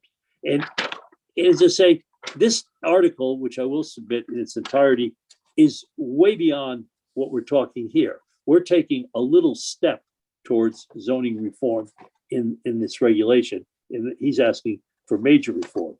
But just the day before, in the real estate section of the New York Times, another article I will submit to you, is an article its headline is "A Push for Zoning Reform in Connecticut. Momentum grows for building multifamily housing in a state full of single-family houses." I mean, to a certain extent, when I first read the staff report of our proposal, I really thought I was out of step. But the more I'm reading the current commentary, zoning reform and this whole idea of moving out of single family and into multifamily is got a broad-based support. Again, it's a long article. I'm just going to highlight a couple of things. And it says a broad-based zoning reform movement is gathering momentum in Connecticut as racial justice activists step up their efforts to break down barriers to affordable housing and economic opportunity at a time of national awakening. And it talks a little bit about what Connecticut does. It's an all volunteer organization founded by Sarah Bronin, who is the article says, is a Mexican-American lawyer and architect who's lobbying state lawmakers to enact sweeping reforms by amending statutory zoning guidelines to force suburban and rural communities to allow more multifamily housing. That's what, okay. And it's interesting. Ms. Bronin is married to Luke Bronin. Luke Bronin is the mayor of Hartford. And she has a unique viewpoint on this issue of reforming Connecticut's single-family zoning. Now, this article is based on what's going on in Woodbridge, Connecticut right now. Woodbridge is much, much more restricted than Danbury. For me to sit here and say I'm comparing Woodbridge to Danbury is like saying that I'm comparing Greenwich to Waterbury. That's not. They're different. But I don't mean to suggest to you as a commission that Danbury is going to be the target of desegregated Connecticut, because we do have a number of housing opportunities in the city. But what I'm suggesting is that the new thinking in zoning is to move away from traditional single family and recognize that a mixture, multifamily and single family together. For example, the site that we've talked about up on Clapboard Ridge, which is the Wisconsin site, is a mixture of single family, multifamily. It's a mixture of some very limited, affordable, but much more active adult oriented. But that's where the trend in zoning is going. Single family zones, unfortunately, are becoming more and more the target against which urban sprawl has been become sort of a bad word and has a negative connotation. And therefore, the zoning of the present and moving into the future recognizes the need for less traditional and more creative thinking. So I'll submit both of these articles. They're a good read. As I say, they go way beyond what we need to think about in this case, but they should enlighten us to think about change. So having said that, we will talk a little bit about the economic impact, but I want to comment briefly on Joe Balks's presentation on traffic. because again, as we concluded the hearing at the last meeting, we were just finishing the letters in opposition, and I summed up in briefly that there were three prongs to those letters. One was dealing with a large 5-story building that was left over from a prior application, and I would just say was misdirected. The other, which was the popular cry, was traffic. And quite honestly, I don't know why those letters were focused at Sconset. As Joe said earlier, we're a drop in the bucket. I mean, there are 10,000 cars on Clapper Ridge every day. To suggest that we're going to have, we could be all multifamily, no single family. We could be 4 units per acre instead of 2 units per acre. None of that would make a difference, quite honestly. You want to fix traffic on Clapper Ridge, you got to fix the Danbury High School. Less concern went into the traffic patterns at Danbury High School than I've given to any fast food application at the Danbury Planning Commission level. We are more concerned about turn-in lanes and drive-through lanes and backing up and queuing for a Burger King or Dunkin' Donuts or whatever than we seem to be with Danbury High School. So we have all of these people out on Clapper Ridge talking about Sconset in our application, when in front of them is the very problem that nobody ever really addressed, and is actually probably not a simple or cheap fix. But quite honestly, as you'll see a little later in the presentation with Dan's numbers, the money that would be generated in tax revenues versus tax expenditures for active adult would actually easily fund the bond issue to fix the traffic problem created by the parking lots and the driveways going to Danbury High School. It's silly that people who have the problem, and it's a real problem, would sit there and say, we are opposed to this application without saying, why don't we fix the problem? Because the fix, as I say, is self-evident. It's not cheap and it's not easy. But Sconset, in zoning that favors more liberal, active adult communities, is not going to fix the problem on Clapper Ridge. So having said that, at this point, I'm going to ask Dan Bertram if he wants to present a little bit of his data to take off from those comments. Sure. And is it possible for me to share my screen? Joanne, Mr. Bertram would like to share his screen. Are you set up for that? I'm working on it. Okay, 1 second, Mr. Bertram. Okay, Yeah, no- it's all set. Go ahead. No You're- Go problem. ahead. Okay, thank you. All right. So the first thing I was looking at today, I actually went online. I was trying to see how we were having maybe the conversation we were having. And I looked up Dennis, and he actually still has a LinkedIn profile that shows he's the city planning director. But I was trying to see when he had taken the seat in 1988, if you will. So that's an unfortunate, thing, obviously, that he's no longer with us. But I was thinking about it in the context of Dennis was not a fan of age-restricted housing. And I did want to throw something up because I was going to talk about, and will in a moment, some of the things that relate to that this is really not a very new concept.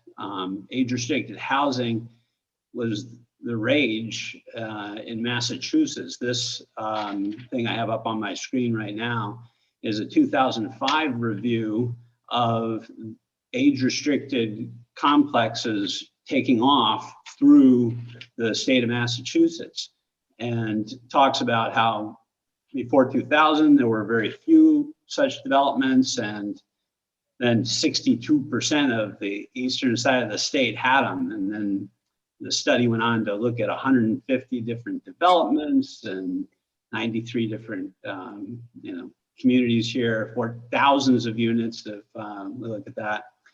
And they talk about why communities are actually promoting this. And so this was something that went on and really made a push. I wasn't actually, because I don't usually throw a word file up, but I wanted to throw this out there in the context of some of the discussion with Joe, because Joe was being asked where some of this data came from, and I didn't want anyone to think that it was not something that's been prevalent out there throughout the country and as much as next door in Massachusetts. It was just never something that was done in Danbury. And so that conversation, and I spoke with Dennis about it at different times. I talked to Sharon about it at different times, but it's never been something that's been adopted. Now, to Neil's point, I guess, in terms of what has, it's been density. Danbury's never been afraid of units, right? And it's been unrestricted though. And so what I would throw out is that we have a situation where in recent years, on the backside of some of our policies, we have a lot of people in the city and a lot of demand in the schools. And I've always felt that this type of housing was something that could come to Danbury and help address, in particular, some of the needs of the day. Now, Neil brought up a variant on that same theme, which was traffic around the high school. I look at it also as, teachers at the high school. However you want to view this, there is a potential very good, benefit. This is actually my emailing activity from last day when the last public hearing, and Neil, I had it up because Neil thought he might want to reference it. But I'm going to go to the economic impact of our proposal for the Sconset job. So here, this is a new revenue analysis that shows the existing homes, right? So you've got 2, 5, and 7 Damia Drive. And I do want to correct one thing that was said at the last meeting. There are 3 operating single-family homes at that complex now. The other 2, 9 and 11 Damia Drive, are framed homes that are shells.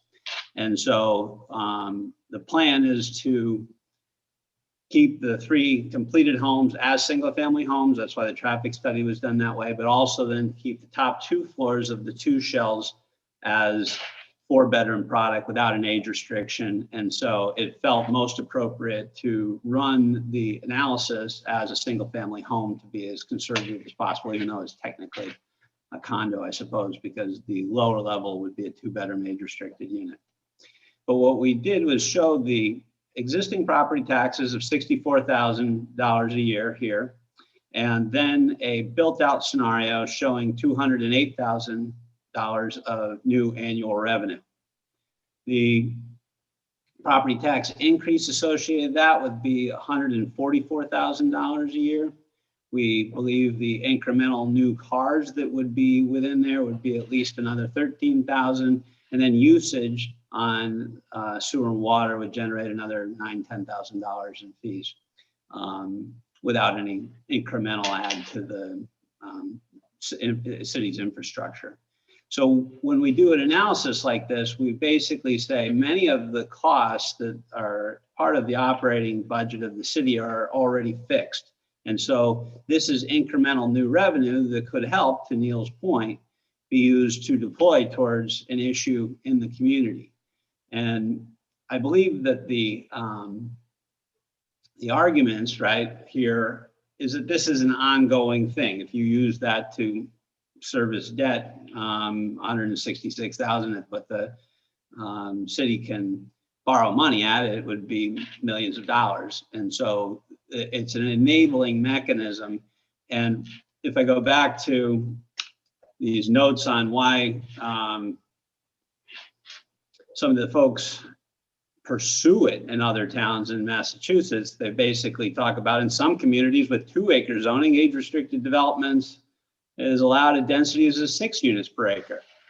We're not proposing that, right? We have listened to the community. We've come back and essentially said, we have a development plan that we think honors the comments that came back. We agree with the traffic comments. I think it's mind-boggling, but very interesting for those other 2 parcels that it actually decreases by 50% the traffic you would get off of single-family development of those other 2 areas, the one over by the Amber Room and the Great Plain. So with that, and I don't mean to bounce around too much, and I didn't actually have it scripted to again show the Massachusetts stuff, but I did want to present to the commission that we're not actually trying to do something terrifically innovative.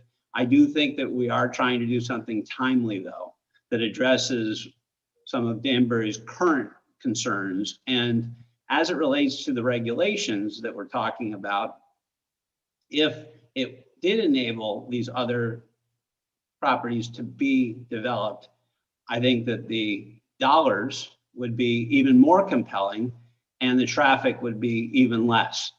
The differential is muted on ours in part because we're keeping some single family homes. And so that dilutes some of the impact from Joe's presentation. So, but thank you for letting me share that screen and throw a couple unscripted things in there, so. Sure, absolutely. Thank you. Now, if I can ask a question, you're showing that the 28 units, if the project's fully built out, the existing single families and all of the proposed new multifamily, you're projecting at 166,761 basically. Yes, that's the additional revenue from revenue that's generated by the site now, because it does pay taxes now for the existing homes. And so it's the new money. Yes. The new money. That's based on if you built the 12 other houses as single family houses, that would generate 192,000. So your 166,761 shows fully built out, and you're comparing it as a higher number if you did not build the rest of the project out and only left what was remaining. So comparing apples with apples, if you built the 12 houses, that would be 192,000. If you built that would suppose that there was a market for houses to be finished at that level. And right. So we have, I think, empirically proven that there is not. And so those homes don't and won't be built. If something was to be built as single family, it'd be at a much lower price point, tax basis wise. So it is a hypothetical because those first 3 were a failed concept. Right, but I just wanted to point that out. And they would also that revenue that you're citing, if the market were there for it, would also involve school-age children, more traffic, other consequences of it versus the what we believe is an optimization. I follow. I just wanted to throw out there that your numbers were comparing it to if you did nothing else and left everything else vacant. That is absolutely correct. Yep. Thank you. And that has been I might add that's been where we've been for 12. Yeah, exactly. I know that. Commission members, any questions at this time of Mr. Bertram? I don't see. We'll go back to Attorney Marcus. Yes, thank you, Mr. Chairman. In just as we wrap up our presentation, a couple of things, themes that came out of the correspondence, mostly in opposition to the application, where a number of the writers indicated that that the zoning regulations should not be amended, and they use language to bail out BRT, to bail out a project that was not a good investment or failed to meet its potential. And I think that's certainly not the concept of amending zoning regulations for any positive reason. I would agree. Now, the question is, though, that those writers seem to say, and therefore, you should never change your single family zoning regulations. The premise is, because if you do, you're doing it to bail out a developer or to correct a misjudgment of the market. And nothing could be further from the truth when it comes to zoning. Zoning is a dynamic, we've talked about that, a dynamic process. I cited in my last presentation to you 2 weeks ago, the amendment that allowed the single family zone on Lake Kenosha to become Lake Place, the single family zone on Shelter Rock to become Crow's Nest. We weren't bailing out a failed developer. We weren't changing a misdirected market. What those were, and by the way, George Davon, my old client and dear friend who died a number of years ago, was really somewhat of a visionary in Danbury when he did those projects. He was a single family home developer. He did Tanglewood Drive up in Antac, the beautiful, big houses. They were the la creme de la creme of that era. But he recognized that wasn't the future. The market was changing, and it did change, and then it came back again. The zoning is dynamic; it goes up and it goes down. So I would like to dissuade the commission from thinking that if you are going to amend your zoning regulations to allow for multifamily active adult as part of the cluster regulations applying in the RA20 and RA40 zones, that you're doing that for the purpose of bailing out anybody. You're doing that, I believe, because that's the trend that zoning is going towards. And those are the articles that I cited to you earlier that are appearing in the New York Times and the Danbury News Times. But the fact of the matter is that there are a lot of letters that are negative about this concept that are citing the wrong reasons to be negative. The bailout reason, the oversized buildings, which these are not, we amended that, and the fact that that the traffic on Clapper Ridge, which currently exists, is a reason not to be forward-looking in your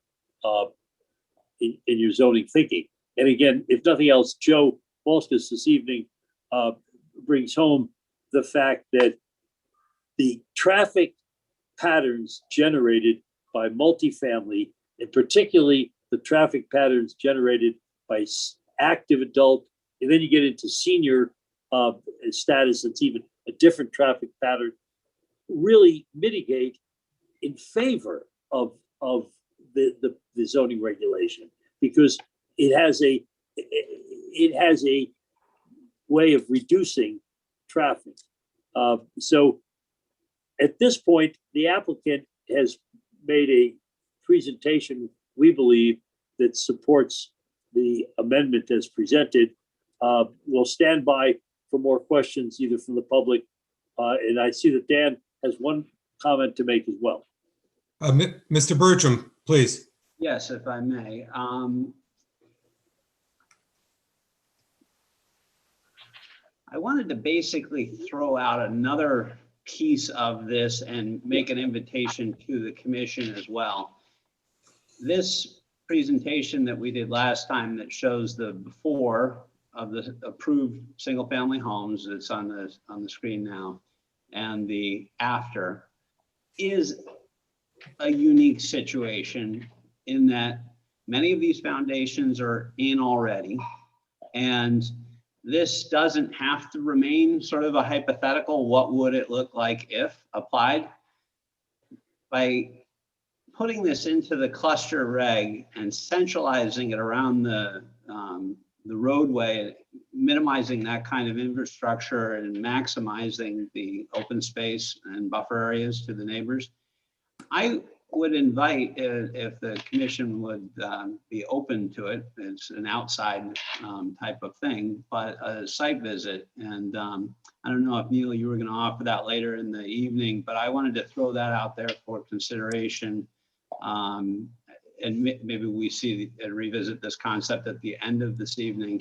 But I believe that we have a situation where we really have put a tremendous amount of work to make sure there's no negative impact. And the people who actually can see the project and we've been able to reach and talk to are either here not objecting or have previously supported the actual residents of this community who could see how it could be built out. And to articulate that to the commission more in real terms, we would issue that invitation and demark some of the edges of building and things like that to help bring this a little more to life. Because I do believe that it's like the stuff downtown. And once it becomes something that comes out of the ground, it gets a lot more alive. And so it's helpful sometimes to do a site visit. So I offer that. Thank you, Dan. Thank you very much, Mr. Bertram. Mr. Marcus. And I'm just going to follow up on that. I think that the commission would probably be doing a disservice to itself if it didn't take the opportunity to look at the site. Because as Dan has explained, you know, we can put up all the pictures on the screen and we can put up all the charts, but this is a unique situation where you can actually see how this zoning amendment works in real life. Because as Dan said, the footprints are all there. And it would seem to me now that we're taking advantage of 60-degree sunny days like today, that it would behoove everybody to get out and see this and to hopefully continue the public hearing to discuss what the outcome of that site visit might be. Because I think, again, if a picture is worth 1,000 words, this is worth more. So that's, I think, a terrific idea. Thank you, Dan. Thank you, Mr. Grisham. Thank you, Attorney Marcus. Commission members, any questions of Mr. Bertram and Attorney Marcus at this time? I see Mr. Melillo's hand. I see Mr. Almeida also. Mr. Almeida, you'll be on deck. No, Commissioner Haddad, I've actually asked a lot. I want you to know that I have a couple questions. I'm going to yield to my fellow commissioners if you just wouldn't mind coming back to me. Sure. But I do want to compliment Attorney Marcus before I do so, because I was just going to ask you whether or not it would be wise to do a site visit because it would be very site specific. However, if you notice, he tweaked his comment just enough to say it would be an example of this amendment in place. So he kind of towed the line, completely blowing up my question. So I just wanted to compliment Attorney Marcus on that, and I'll yield the floor, but if you would please come back to me for questions when they're done. Now we're going to go to Mr. Melillo on deck, and we'll go to Mr. Almeida right now. Thank you, Mr. Chairman. I just have a couple quick questions to make sure I have a understanding of this. There's nothing here requiring that these developments be on an arterial collector road. Is that correct? I'm sorry, say Attorney Marcus, to be addressed to you. Say again, Mr. Almeida.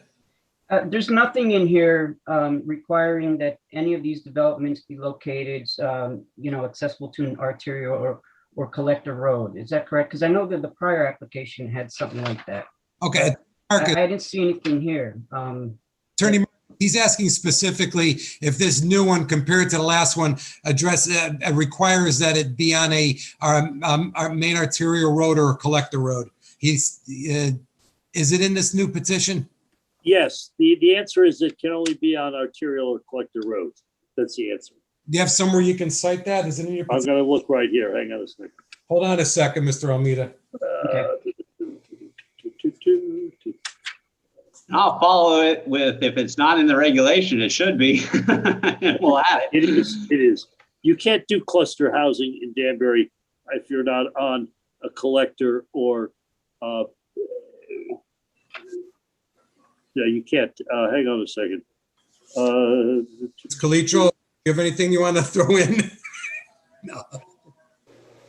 I don't think that's true. I don't see, it's not in our existing regs, and I don't see any changes to, unless I'm missing it as well. Hang on a second. Okay.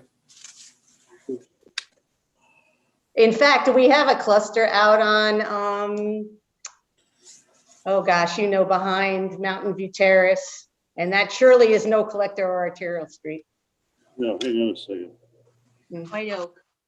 Thank you. Thank you, Ms. Calitro.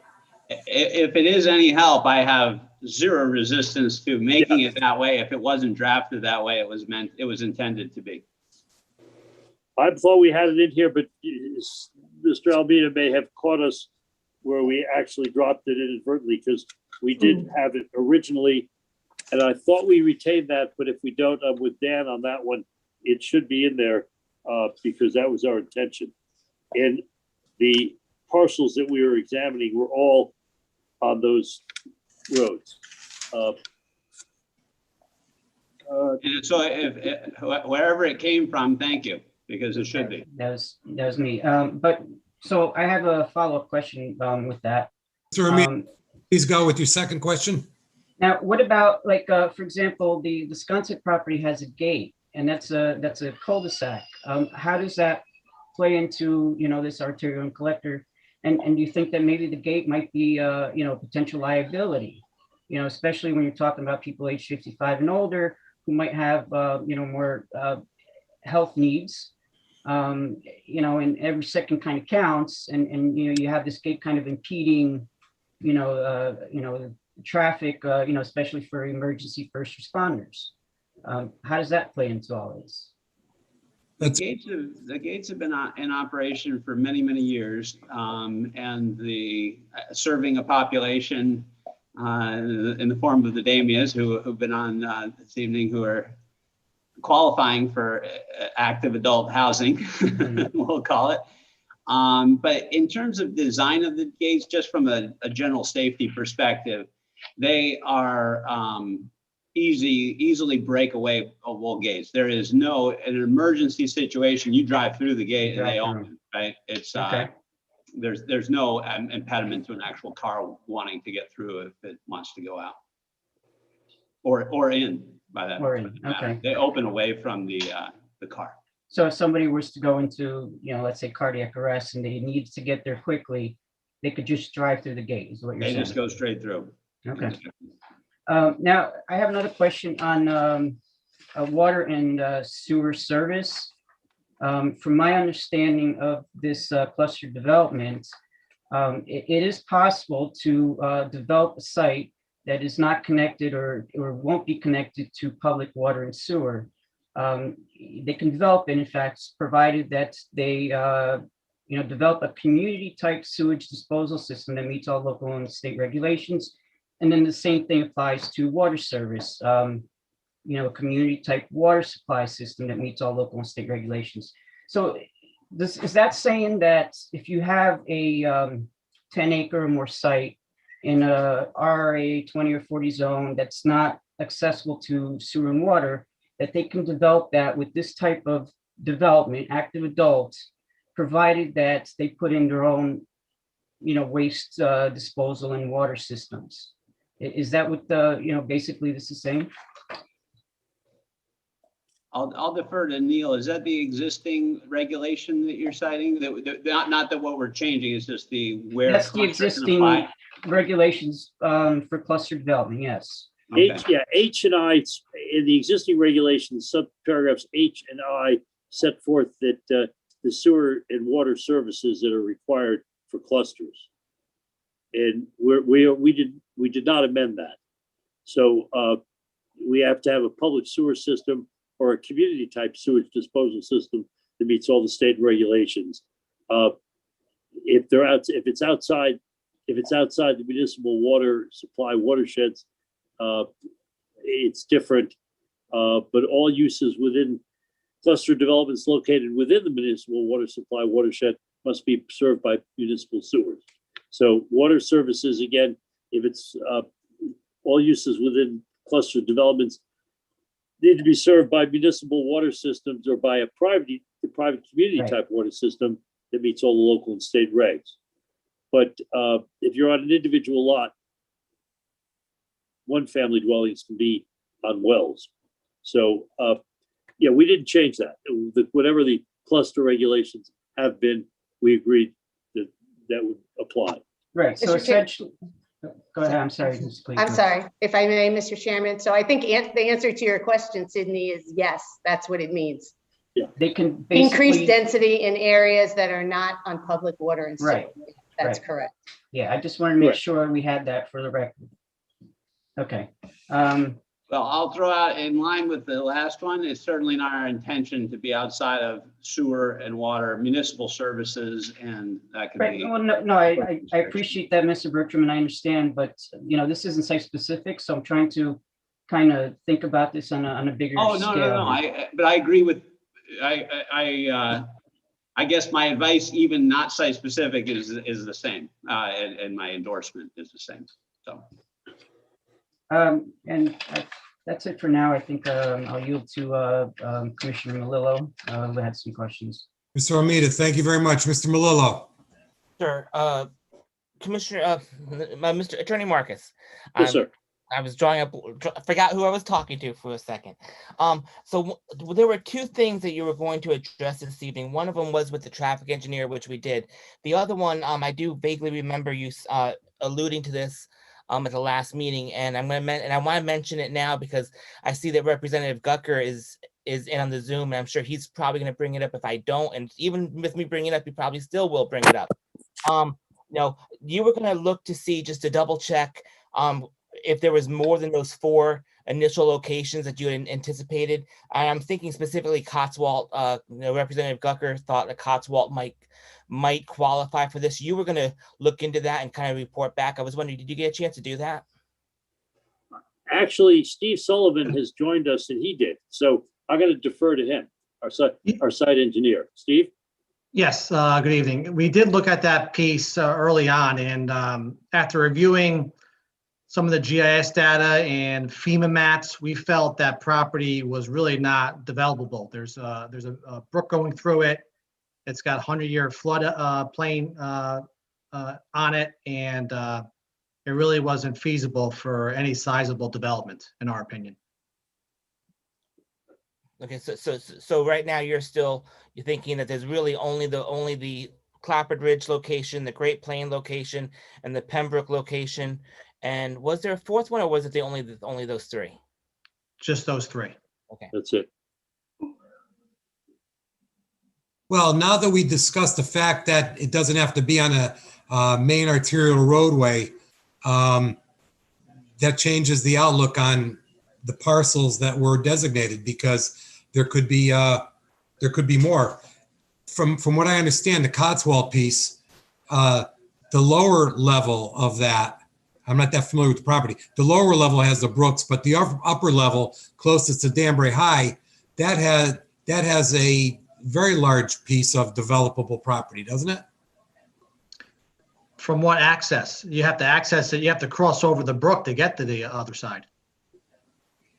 You know what? I'll tell you what, maybe Mr. Gucker, when he speaks to that, Mr. Almeida, do you have an answer on that? Yes, I think I do. If I'm correct, I think you can access that through Eastwood, which is behind Danbury High School. Eastwood is a dead-end road that stops, I believe, literally at the beginning of this property. So that would be the access for that. I agree with Mr. Sullivan that it would not be feasible to cross the brook and, these environmentally sensitive wetlands down, off of Peyton Aram.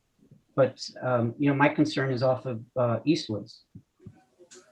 I would offer that if we continued the hearing to another hearing, we could bring up that parcel and walk through it together with the commission to show the analysis that Steve had done.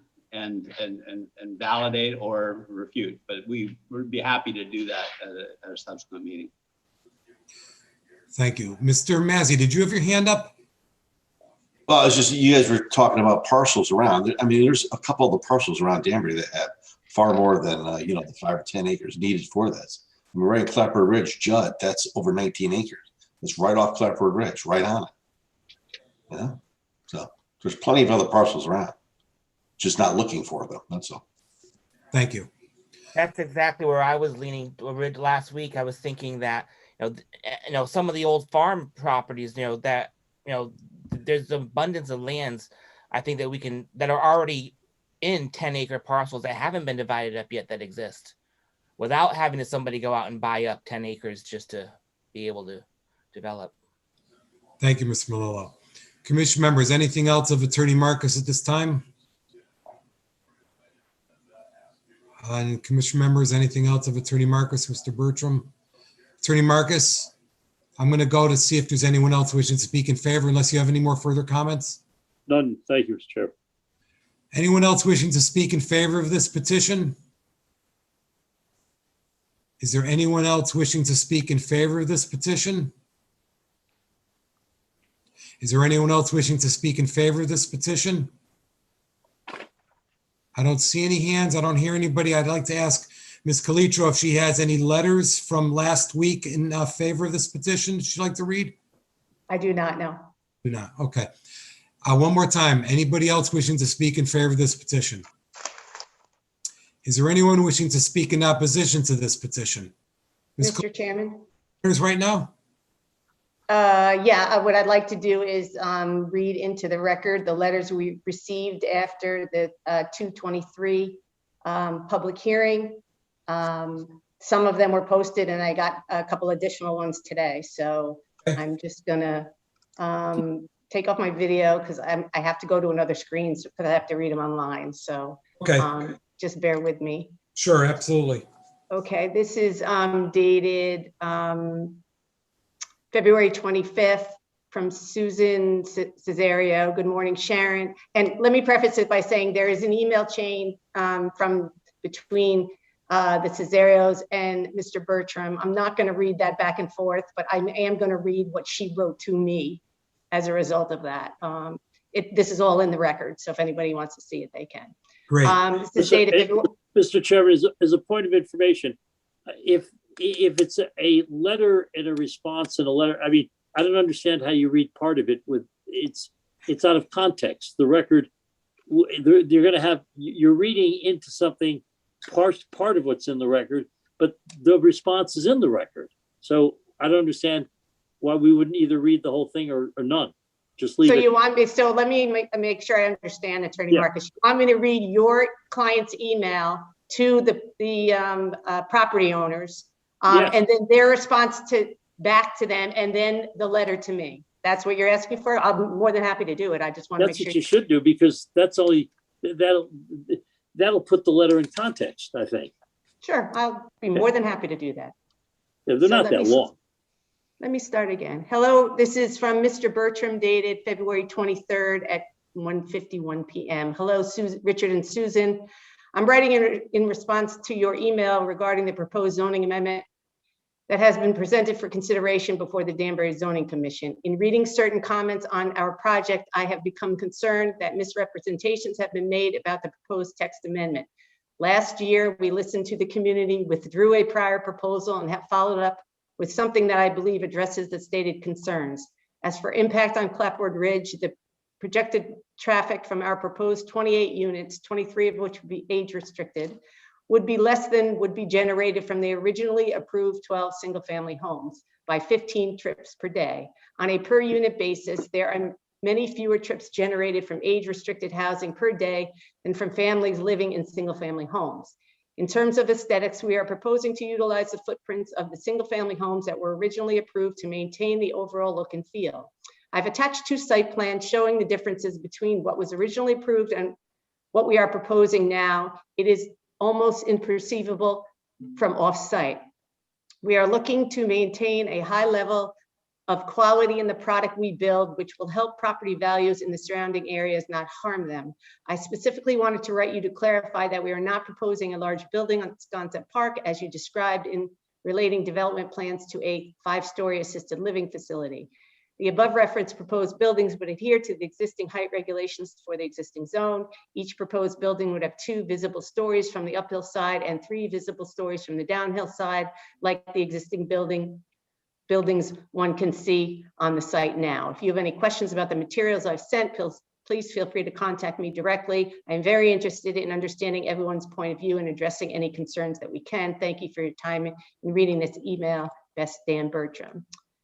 And then there was a response at 3:45. Thank you, Mr. Bertram, for your pictures and information. My initial response is that no age-restricted individual will be purchasing a 4-bedroom home. And honestly, having experience with the elderly, they are happiest with a 1-bedroom. They prefer as little as possible to maintain. Your plan of 28 housing dwellings includes 5 with 4 bedrooms, 20, and 23 with 2 bedrooms, 46.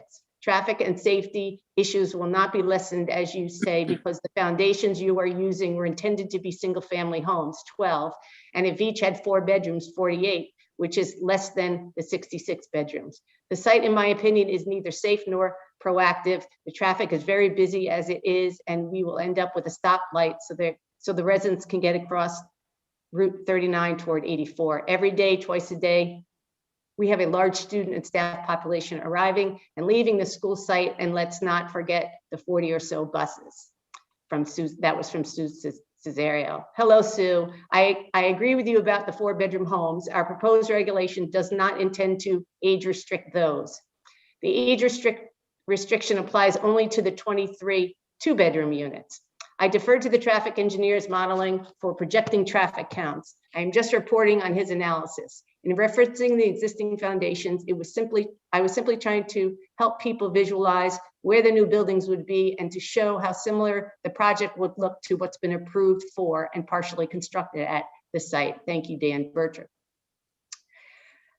5:01, February 23rd. Sharon, I'm forwarding this second reply from Dan Bertram. We are not swayed to agree with his intent or projections. We live and drive in this neighborhood every day. The property does not meet the needs of the elderly. They will not be able to go for a walk on this hill, even in summer. And there's nowhere to go without a car, no bus service, no access to train or food stores. This is the wrong site for such a project and certainly not in meeting with the needs of the aging population. Sue Cesario. And then February 26th, 11:40 a.m. Good morning, Sharon. I'm writing to express my request that the commission not allow a change of plan/zone from a single-family home development to a multifamily at Sconset Park. The traffic during COVID is not applicable. Projections of recently or old collected data is not pertinent. We live here and cannot access our property without Route 39. To turn onto Chambers Road is already at high risk for accidents as the turn of the road impairs the driver's view traveling towards New Fairfield. The driver comes around the corner traveling at approximately 40 miles per hour to find a line of cars stopped to make the left turn onto Chambers, waiting for oncoming traffic to clear. School traffic data is incomplete. Many students remain on virtual. The hybrid plan allows 50% of those students not on virtual to attend, 50% of students and staff. Some are only teaching virtual and parent drop off. The other more important issue for me is the precedent this sets for all others single family designated development. Taxpayers pay for what they purchase. When a resident purchases a home in a single family location, that decision includes location, privacy, safety, noise, traffic, noise, air pollution, convenience to their lifestyle, and part of my taxes. And part of the tax assessment. I do not want that agreement of my purchase to be violated and disregarded by the very city to which I pay my taxes. Property values will be negatively affected, and the tax assessment will reflect such. I see no gain for the city of Danbury. The reputation of the city regarding its commitments to its taxpayers are in the balance. If the city has a reputation for allowing the invasion of single-family development zones, it will undermine the very growth that the city needs to survive and bring businesses to Danbury. I'm sorry that Mr. Bertram or his company or the company he represents made an unfortunate projection of the expected demand for their product, high-end homes. So much for projections. As we all know, the projections for our schools repeatedly fail to be accurate. Please vote no on this request. Sincerely, Richard and Susan Cesario, Danbury taxpayers. I assume it's okay not to read my email to Joanne that said, save this to the G file. Is that correct, Mr. Marcus? Yeah, that's not part of the record. I don't. Okay, thank you. This is an email, Wednesday, February 24th, 8:47 a.m. Hey, Sharon, I received Dan Bertram's explanation and it's still a definite no for me, as well as my clapboard neighbors, Marilyn F. Gelati. This is an email and a letter I received February 24th. Dear Mrs. Calitro, reference our letter to you dated February 19th, 2021. Thank you for reading our reference letter at the Zoning Commission meeting on February 23rd, 2021. We understand that the updated proposal is to change the zoning regulations to allow for 1-family, 2-family, and 3-family dwellings. This is even more disturbing, inappropriate, and ominous than the 5-story building proposal. Such a decision would make way for endless multifamily dwellings, cluster homes, condos, and apartments in quiet, established 1-family homes in Danbury neighborhoods. The reference to Crow's Nest and Lake Place last night confirmed what direction this proposal is going. This is not about creating an active adult residence and benevolence. It is about financial recovery and business opportunity with no consideration to the negative impact to residents or the character of existing neighborhoods. We hold firmly against the petition of BRT Sconset LLC to amend the zoning regulations to allow for multifamily dwellings on this property or any other similar property in Danbury. Thank you for supporting this position. Please let us know what we can do to prevent this petition from going forward. Sincerely, Lynn Hamilton and Stephen Lukasek. This is an email to me from Kim Abramsky, February 25th. Dear Sharon Calitro, my husband, I am writing to you to express our concern of the BRT Sconset LLC to add 4.1 to the zoning regulations. We are opposed to allow a 5-story building. We feel that this location is not the space or place for a building of this size. More importantly, the impact on the already heavy traffic on Clapboard Ridge Road would and could be tragic to the area. The high school is so close and the traffic is a huge factor to consider. Sincerely, Kimberly and Mark Abramsky. This is an email to me from John Newmuller dated Wednesday, March 3rd. Sharon Calitro, Director of Planning and Zoning. I'm writing in opposition of the BRT Sconset zone change for the following reasons. Cluster housing development of this magnitude will affect our property values in residential neighborhoods and does not fit the POCD Plan of Conservation and Development Plan for our city. This type of project does not fit the 55 and older community as they want to be closer to downtown, which offers access to bus routes, as the project does not offer that. This type of project fails to protect the character and integrity of our neighborhoods. Clapboard Ridge is already plagued by nightmarish traffic and speeding issues, which has recently happened up here that took out the sign that flashes before Eastgate Road that warns of a traffic light ahead.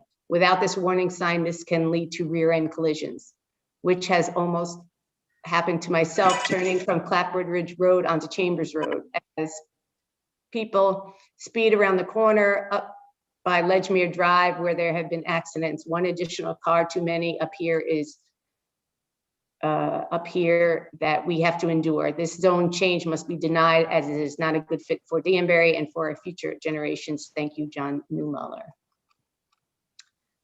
This is an additional, I'm sorry, this came earlier, it's just scanned in. From John Newmuller, dated Saturday, February 27th. Sharon Calitro, Director of Planning and Zoning. Mrs. Calitro, I'm writing in opposition of BRT Sconset application for a zone change for the following reasons. Without living in this area, you can't fully grasp the magnitude that any additional traffic up here will cause and add to our nightmare that we endure on a daily basis of travel on Clapboard Ridge Road, where the second largest school in the state of Connecticut is, and the potential this has to increase volume in other areas of the city as well. You should approve this zone. Should you approve this zone change to happen. Not to mention the accidents which can be confirmed by the Danbury Police Department that have or can happen as well from the result of the zone change. I am sure the applicant's traffic engineer will try to paint a rosy picture of the traffic in this area on paper, and that it will not add to many more vehicle trips for which he is paid to make it work on paper, and that's all it is on paper. But will divert away from the truth and experience of the congestion we face every day as parents are dropping their children off on side streets up here to avoid pulling into the Danbury High School parking lots, so as to avoid getting stuck in traffic, allowing children to walk to school.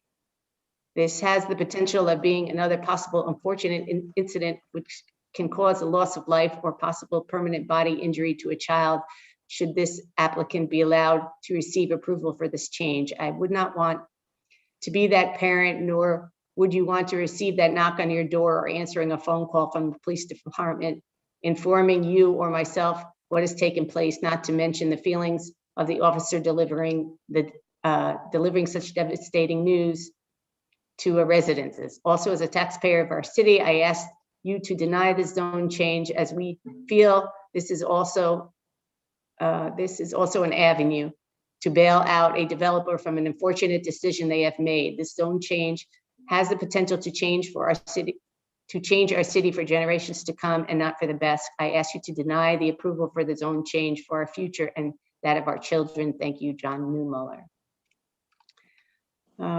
This is from dated February 26, James Lukasik. Hello, Mrs. Cletro. I understand that Mr. Bertram has changed his original proposal and is now looking to build 1, 2, and 3 family residences on this property, which still requires a zoning change. I also understand that it's really not an active senior cluster residence because only one member of the family must be 55 years to qualify. To me, this sounds like high density housing.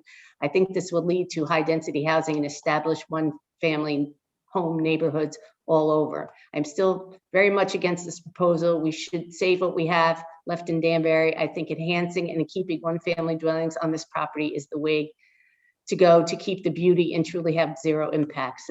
Thank you, and sincerely, James Lukasik. And this is dated March 3rd from Donna Scalzo. I'm writing to you today concerning the BRT Sconset project for a zoning change that would allow multifamily clusters off of Route 39. I have lived at One Coach Road since 1973 and have seen many changes in tariff on Route 39. Before I retired in 2001, to get from Chambers onto Route 39, it would take me 20 minutes if I left for work before 8:20 in the morning. That was when, I think she means traffic, but it's spelled tariff, was busy.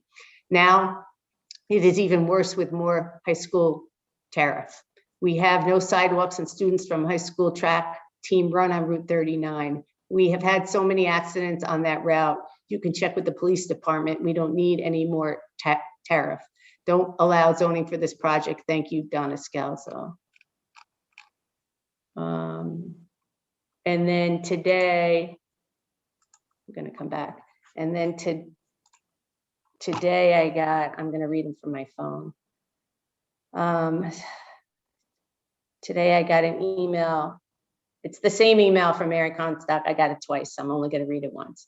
Dear Director Calitro, I have read and reread the proposals, the report, the responses, the letters, and watched the last meeting. I stand firm that this proposal would be bad for the site, the neighborhood, and that the amendment would have negative ramifications all over Danbury. From my own research, this would be Mr. Bertram's only failed investment, and that the failure was simply due to an economic downturn.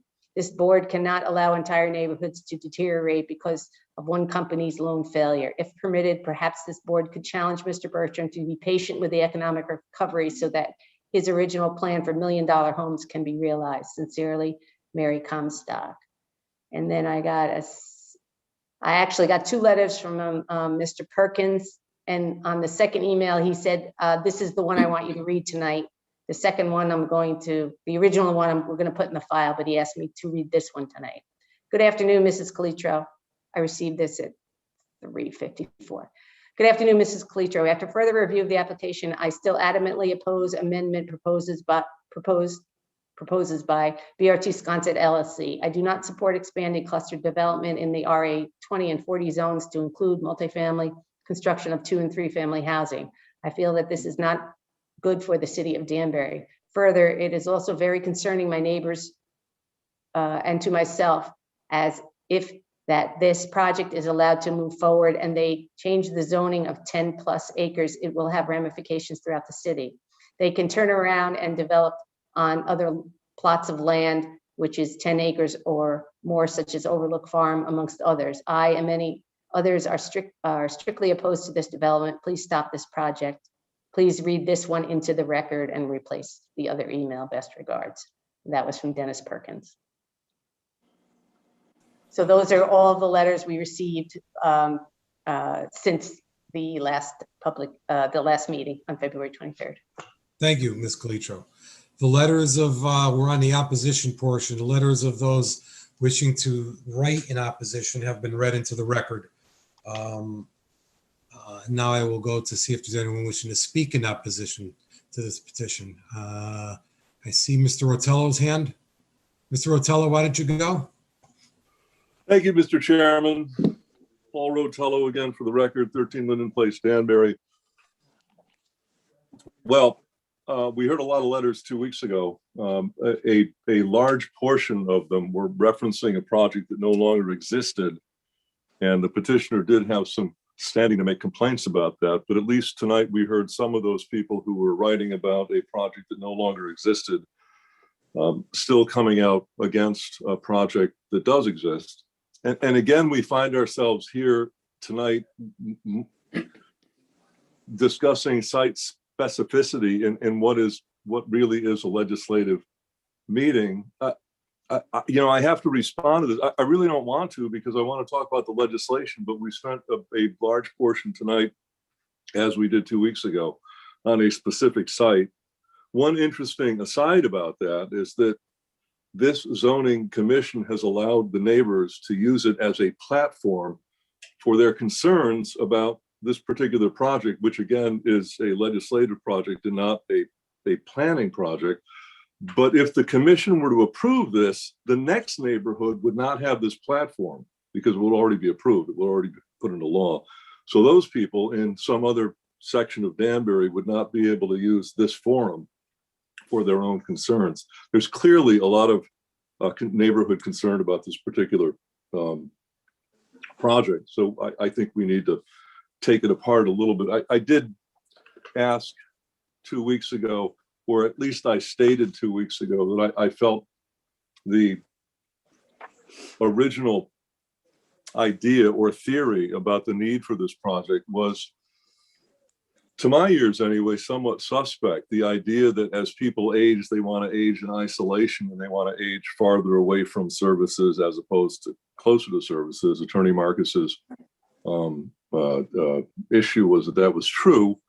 And that a problem in Danbury is not that we can't build these in Danbury, we just can't build them in the woods. And that just flies in the face of all the evidence I have had with my parents when they aged, and friends of my parents when they aged. They got pretty nervous and they wanted to live closer to services and not farther away from them. I found that to be an extraordinary claim, and it would require extraordinary evidence, because everything after that claim is why we're here tonight. Because again, we can build these in Danbury, we just can't build them in single family zones. So Attorney Marcus did, sort of touch upon that to some extent, but basically he used third-party proxies to do that. Letters to the editor, an article by Nick, I'm not sure I'm pronouncing his name right, Claggy, and I'll get to that in a moment, but I want to touch on a couple of things. We started with a traffic report tonight, and I have to tell you, going back to my parents, when they were working full-time, they would go to work in the morning and they would come home in the afternoon, and that would be probably it for the day. That would be a one round trip circuit. Sometimes they'd stop on the way home to pick up things for groceries and things like that. But basically they were making one trip a day. And when I was working full-time in broadcasting, I would do the same thing. And on weekends, when I needed to do chores or I needed to, schedule non-work things, I would make more car trips. But myself and my parents when they stopped working full-time, as they aged out, they actually made more trips. Until my parents gave up their licenses, they were hopping in their car 2 or 3 times a day, just doing odds and ends. And the idea that people in their 50s, 60s who were healthy and vital, even in their 70s, in my parents' case, until they were in their late 80s, my grandfather, till he was 95, were in their car all the time. They were making more trips when they got older than they were when they were working full-time. They couldn't make the trips when they were working full-time because they were working. So I don't want to get into a dispute about algorithms and traffic studies and things like that. But in my own experience, people have a tendency of making more trips when they have more free time than they do when they're not. So the idea that you're going to be adding 50% housing to this particular place on Clapper Ridge, and in so doing wind up with less car trips does not coincide with the evidence I've collected over the last few years. Let's see, Attorney Marcus is referring to long-standing issues in communities like Reading, for instance, where affordable housing is well under the 10% state minimum. I think Reading is actually under 3%, although he could confirm that, I guess. And I agree with Attorney Marcus and would support him in increasing the density in his town. Danbury, on the other hand, has over 10% of its housing inventory in the state's defined affordable range. And in terms of a broad tax base, is a poster child for Northern Fairfield County. Attorney Marcus read into the record a portion of Nick Clagg's opinion piece in the March 1st issue of the News Times. And he read half of a paragraph, and I'm going to read the whole paragraph because he entered the whole thing into the record. And it starts out with, the zoning atlas recently published by Desegregate Connecticut shows just how enthusiastically the towns of Connecticut and of Fairfield County in particular have donned this straitjacket. Building a single-family home is allowed without a public hearing or as of right, quote unquote, almost anywhere in 93% of the zoned land of the county. Yet building a 3 or 4-plex home is allowed as a right in only 2% of the zoned land area. And that's pretty much where he stopped. But it goes on to say, what's more, that limited area is heavily concentrated in just a few towns: Danbury, Stamford, and Norwalk. So the article that Attorney Marcus uses to bolster his petition actually talks about Danbury already achieving what Attorney Marcus wants to achieve. We've already achieved this. We are already over 10%. As a matter of fact, we're 10% over 10%. We're closer to 11% of affordable housing. And we have a tax base that is so much broader than some of these other towns in Fairfield County that are now under the microscope, and perhaps rightly so, because some of these housing schemes have been proven to be exclusionary. This is not the case in Danbury. Additionally, if Attorney Marcus suggests that we're all here irrespective of the petitioner's project, it also strains credulity based solely on the testimony from the petitioner and his agent this evening. We really aren't here tonight because there is a lot of controversy about changing an obscure zoning regulation that's citywide. Some of them are actually here, but the reason that we've been going through these meetings and the reason that they've taken so long is because there is a specific issue on Clapper Ridge for this particular project and with this neighborhood. I would like to suggest the same thing that I suggested 2 weeks ago, that the petitioner petition the neighborhood, that the petitioner, it's great that he's invited the zoning commission to have a site walk on his place. And I'd actually love to tour the property and Cotswold and everything else. I think he should reach out to the people surrounding this project, not me. I'm miles away. I represent the 6th ward. This is not my ward. I'm not even an expert about what's going on up there, but clearly the neighbors are. And I think that if this particular project has merit, and I'm not saying that it does not, but if this particular project has merit, I think the vehicle to push this forward is not the zoning commission, but the zoning board of appeals. I think that if he needs to squeeze more density into these houses, the ZBA would be the platform. And it would be something that would be so site specific. All they would need to do is talk about that site for hours and hours on end, and it would have no other effect to anything else in Danbury. As we heard tonight, we thought there was going to be a carve out for arterial roads, and it turns out that it's not in there. So that opens up a much wider array of properties in Danbury. And unless that gets put back in, and I'm sure that it will if this meeting gets continued, but had that not been caught by Commissioner Almeida, this might have been passed without that. And again, the zoning change goes with the city. It doesn't go with the project. So I think the zoning commission should step back on this. And I think the petitioner should put this on hold, talk to the neighbors, and maybe find another vehicle like the ZBA to push this project forward. I think putting cluster housing in single family homes in Danbury, which is already a city that has more than enough affordable housing and more than enough density, is an inappropriate way to go. The rarity in Danbury is not the density. The rarity in Reading is density. The rarity in Easton and Weston is density. They don't have any. Danbury has density. Our rarity now is our dwindling amounts of open space. And I think the zoning commission would be well served to preserve as much of that as possible. And the idea that we would dilute that with this particular project unnecessarily, in my view, is something that I think that the zoning commission should be wary of. Thank you. Thank you, Mr. Rotello. Mr. Chinese. Before you. Mr. Chairman, Thank may you. I Okay. ask Mr. Rotello a question? Malolo, I'm terribly sorry. Please ask Mr. members any questions of Mr. Rotello. Mr. Malolo, please go.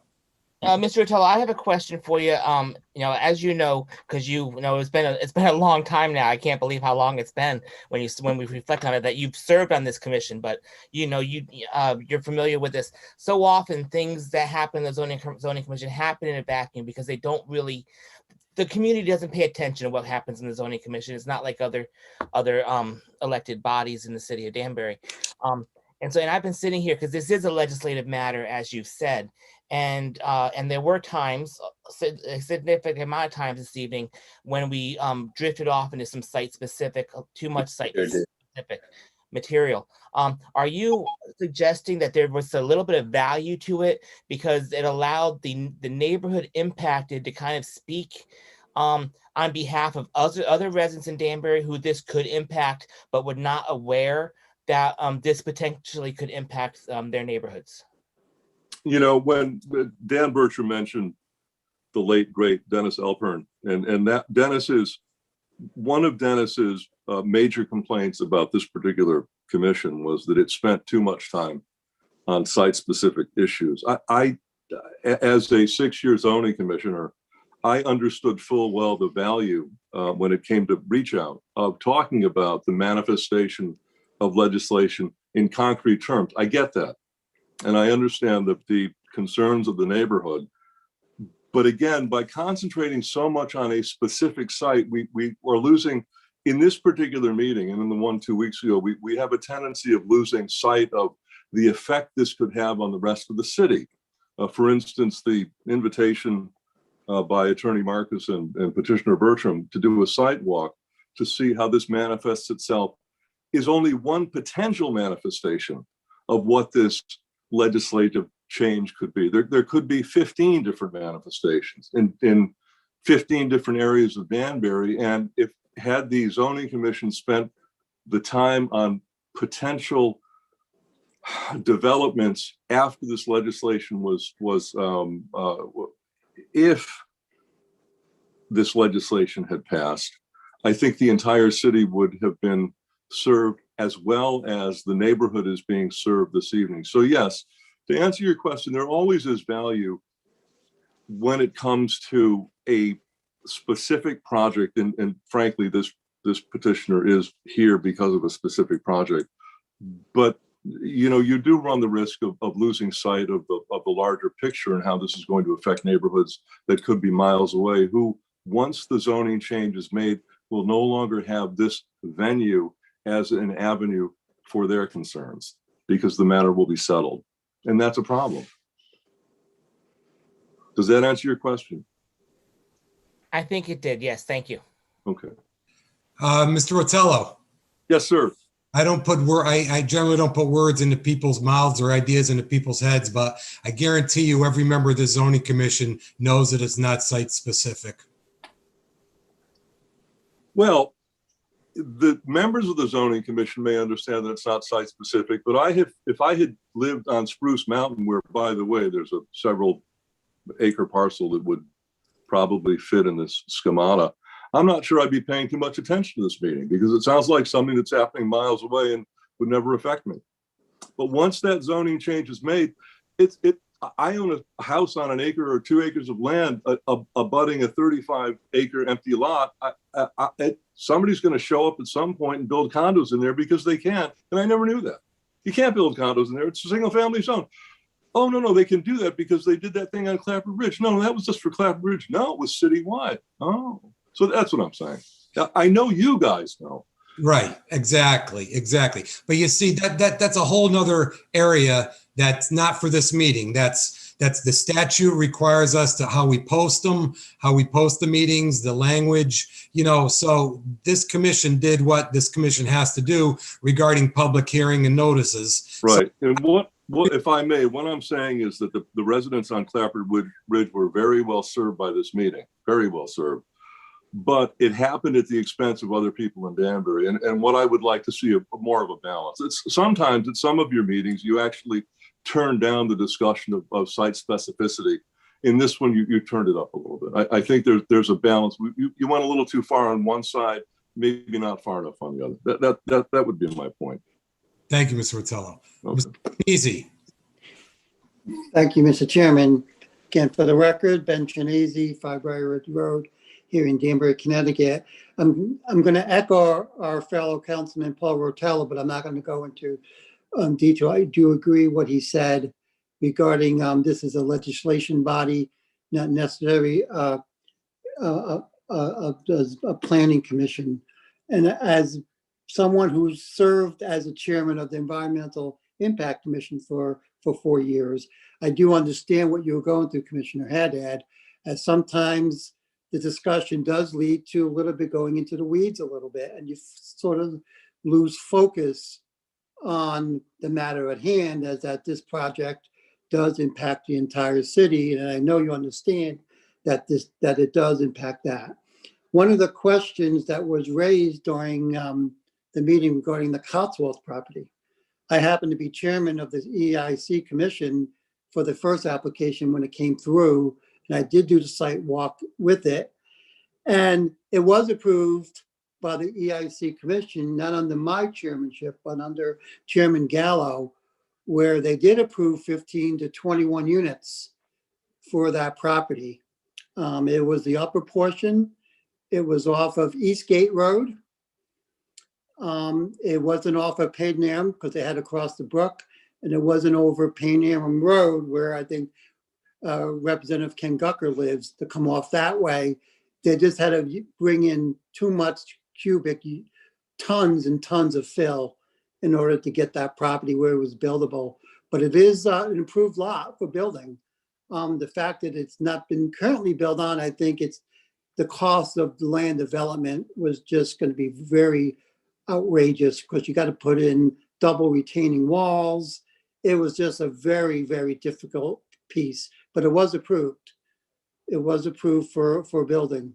And that just leads to the importance of this legislation, that this zone change could impact a lot of properties. You mentioned the property off of South King Street. That's well over 700 acres of land. You have the Lee Farm property, which is currently IL 40, that could be easily changed over to an RA zone. Very easy, where this could fit into. So the issue is a lot bigger than the 12 units on Damien Road. So it just needs to be really, really looked at it, not only from this commission, but really from the plan of conservation really needs to look at this in much detail. And also, I just want to comment on something what Paul Rotello said about going to the Board of Appeals. I don't see this as being a hardship. As we all know, an applicant cannot create a hardship. So I think if you try to bring it there, in my opinion anyway, it wouldn't fall under a hardship. So I don't think that's the way the applicant should go, but it really should stay right here with this commission. Let this commission hammer it out to where the best this applicant, where the city can be served. I also want to mention the article also that that Neil Marcus did mention earlier, Nick Kulagi, whatever. And I just want to point out a couple of things of why an RA zone is allowed where a multifamily is only at 2% allowed. And that really boils down to cost. And I'm going to put on my council hat for a moment. As you know, I am a member of the city council, where dollars do make a difference in what we do and when we budget. And I was just thinking during the conversation here, and you think of it, 300 students, new students in the city of Danbury. And I think Commissioner Morello may think I'm pretty low on this number, but using $12,000 per student, that's $3.6 million of cost for those 300 students. Take those same thing, build 300 brand new homes valued at $425,000. The tax assessment on that, or the tax, is $2.5 million. So 300 kids, 300 new homes, what's the difference? It's $1.1 million deficit in costs. So you would think, well, you know what? I'd rather have an RA 40 zone than have an RM to have a multifamily zone, because it's a less impact to the city overall. Because I know Dan Bertram tried to raise that issue regarding, you know, I'm bringing $164,000 into our city, but are we really? You know, 55 and older, 2 bedrooms, you get 1 or 2 students in there going to schools, you know, very easily you can lose your tax savings at all. And, you know, and it was mentioned before, you know, why do seniors need extra bedrooms? Well, a lot of times the seniors are grandparents and they wind up raising the children. And it happens more and more where the grandparents are the parent. So that could impact Dan's development here. So you always have to consider that as well. While it's not the zoning commission prerogative to go into that, but it's something you really got to look at when you start doing zone changes and what that impact could be. You know, it may be perfect for the zone off of Damien Road, but it may not be perfect off of Bacchus Avenue, or it may not be perfect off of South King Street, or any other parcel that can meet the definition of a cluster housing. So you really got to look into it. So in my opinion, I think it really should be withdrawn, the application. I think the applicant should work with the city and with the planning commission and the plan of conservation to come up with a zone where this can actually work. Because doing it this way, it's a piecemeal, and I think in the end, the city would lose. So those are my just 2 cents for this evening. Thank you, Mr. Thank you. Thank you, Mr. Chianese. Commission members, are there any questions of Mr. Chianese? Commission members, I don't see any. Thank you, Mr. Chianese. Anyone else wishing to speak in opposition to this petition? Representative Gucker has his hands up, Mr. Chairman. Thank you very much, Ms. Kalitra. Mr. Gucker, Representative Gucker, please. So if there's anything that I've learned from doing endless Zoom meetings, in fact, last night I was on the Environment Committee for 12-hour public hearings. So guys, don't feel so bad. And Sharon, I'm still sorry you have to read all those emails, but it's at least not 12 hours of listening about things that you just you wake up screaming in the middle of the night going, you just can't unhear this stuff anymore. So one thing I have learned is how to do that raised hand function on Zoom. My name is Ken Gucker. I am a resident and taxpayer of Danbury. I live at 89 Padenham Road in Danbury, and I'm here as a resident of Danbury. Now, I brought up a lot of information at the last meeting, and the one thing I keep coming back to is, why do we keep discussing this particular site? We are making a decision for the entire city of Danbury. And the more and more that we try to dress up, and I guess I hate to say it this way, but put lipstick on this pig, it's still a pig, but it's still the pig that is the pig that Danbury has to embrace throughout the entire city. I'm appreciative of Councilman Almeida, or Sidney Almeida, for bringing up many of the points that I found, because once I was able to sit down and read this file yet again, what I was able to get to, he pointed out everything that I had concerns about. Now, one of the side effects, and I do not blame the Planning Commission or even the Planning Department in this, because we are finding ourselves in a difficult time of COVID-19. If anybody understands the hardships of trying to attend and listen in on meetings, I do. Again, last night, 12 hours straight in the Environment Committee. We are not privileged, the public, to be able to go into City Hall and review these files. Normally, in the past, when I've had some problems with some issues, and many of you have known me for a very long time, I've been in Danbury for over 30 years this October, but in this area for close to 50. I've always gone down to City Hall to be able to review files, look at plans, read the application, read all the paperwork. Now, I know the Planning Committee is doing all that they can to be transparent and give everything they can. They're suffering from the same problem that we are suffering with in Connecticut, in the state legislature. They don't have the manpower. You know, the conditions we find ourselves are hopefully one that I think once we get on the other side of this virus, we can return to normal. But what that's done is we don't get to see all of the information. We don't get to read it. So we only have to go by what we can get a hold of. Last time I made a big stink about the Cotswold property, because in the original application, you know, the applicant did circle that property. And I think they called it 100 Padenham Road.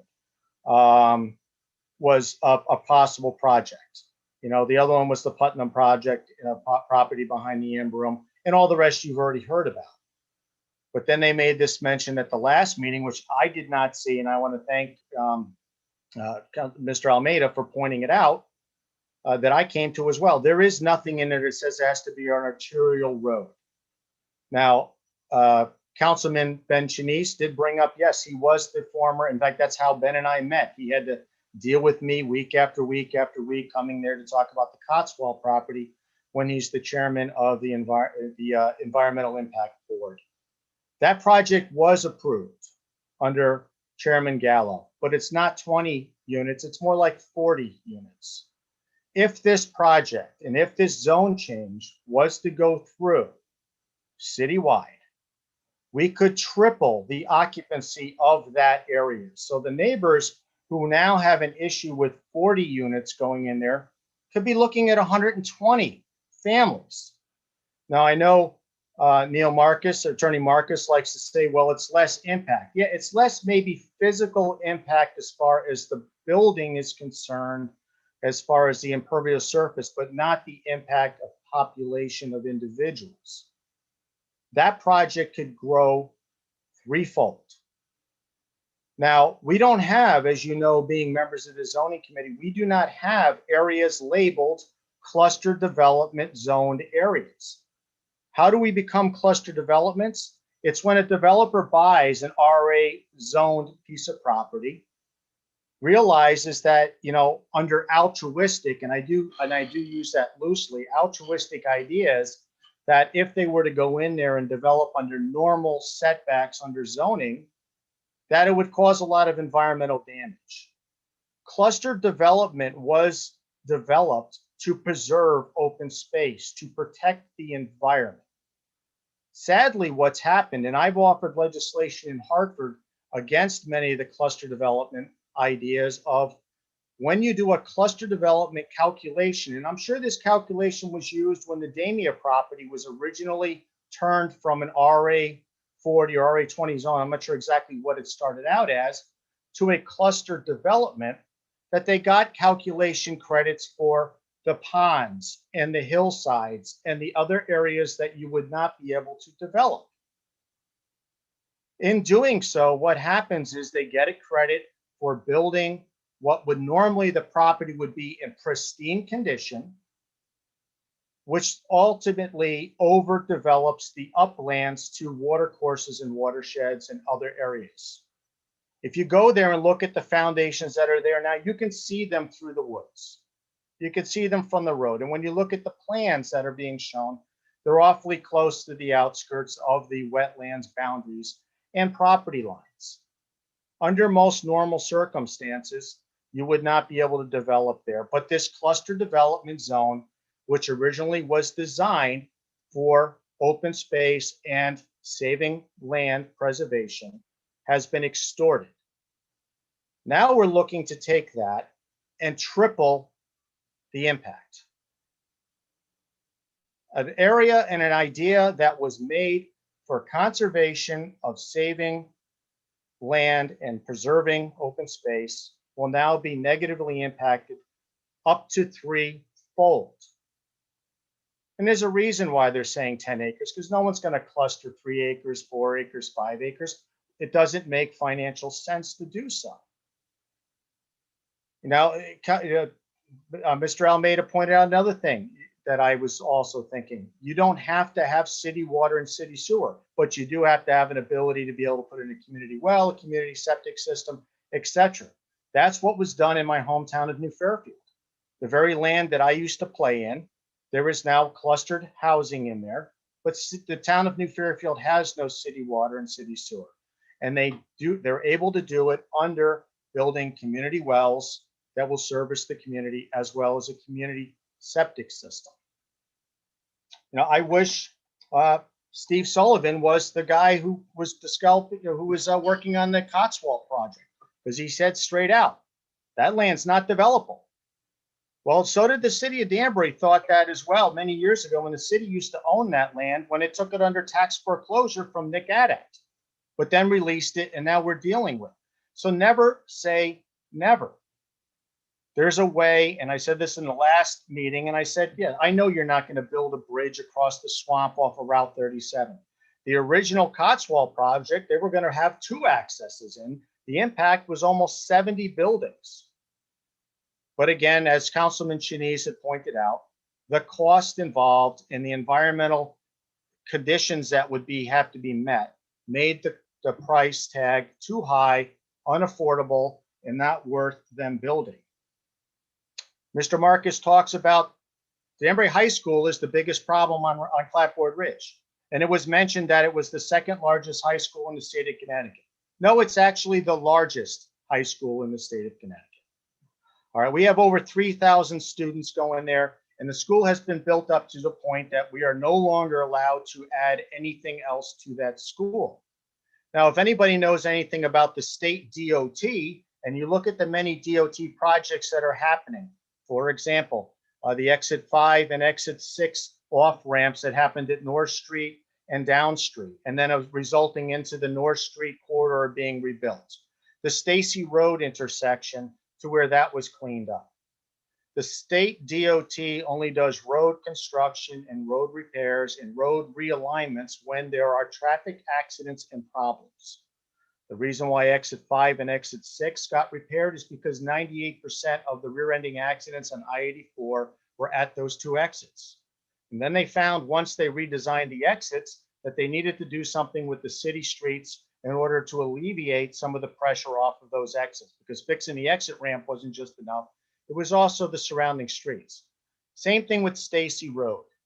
So now we get to Danbury High School. The state DOT right now just finished a corridor study through there for that very reason. So if Neil Marcus wants to talk about the state has to do something about the high school, they are in the process of doing that now. They had a public hearing on it last year, and they are discussing putting in lights and turning lanes in there to address this problem. So the idea that Danbury High School is the problem, no. Danbury High School happens to be in that area, which adds to the problem. Route 37 and Route 39 coming out of Danbury are arterial roads that feed other communities. Everybody that lives in New Fairfield, they don't work in New Fairfield. They work in Danbury, or they work in surrounding communities that facilitate them getting to I-84. That's where your traffic bar is coming from. The idea that we're going to go in there and this is going to be age restricted at 55. As we've heard in the last testimony, only one member of a household has to be 55. The rest of the household can be any age they want.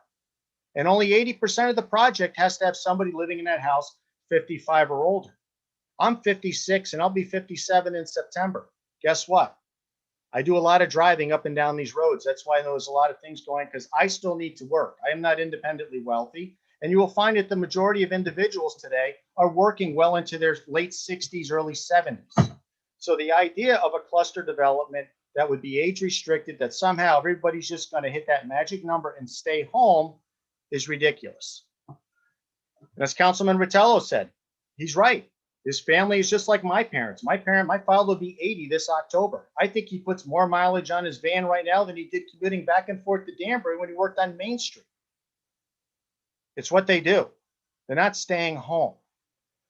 The idea of these tax abatements and the way we're gonna register all this taxes, I have a hard time, and I'm sorry, I'm gonna get a little personal on this, and I apologize ahead of time for this.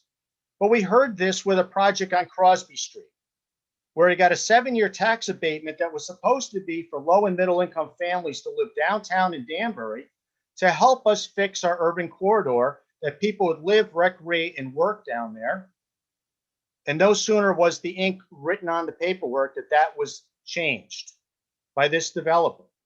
So I have a little bit of problems believing what may actually happen with these projects.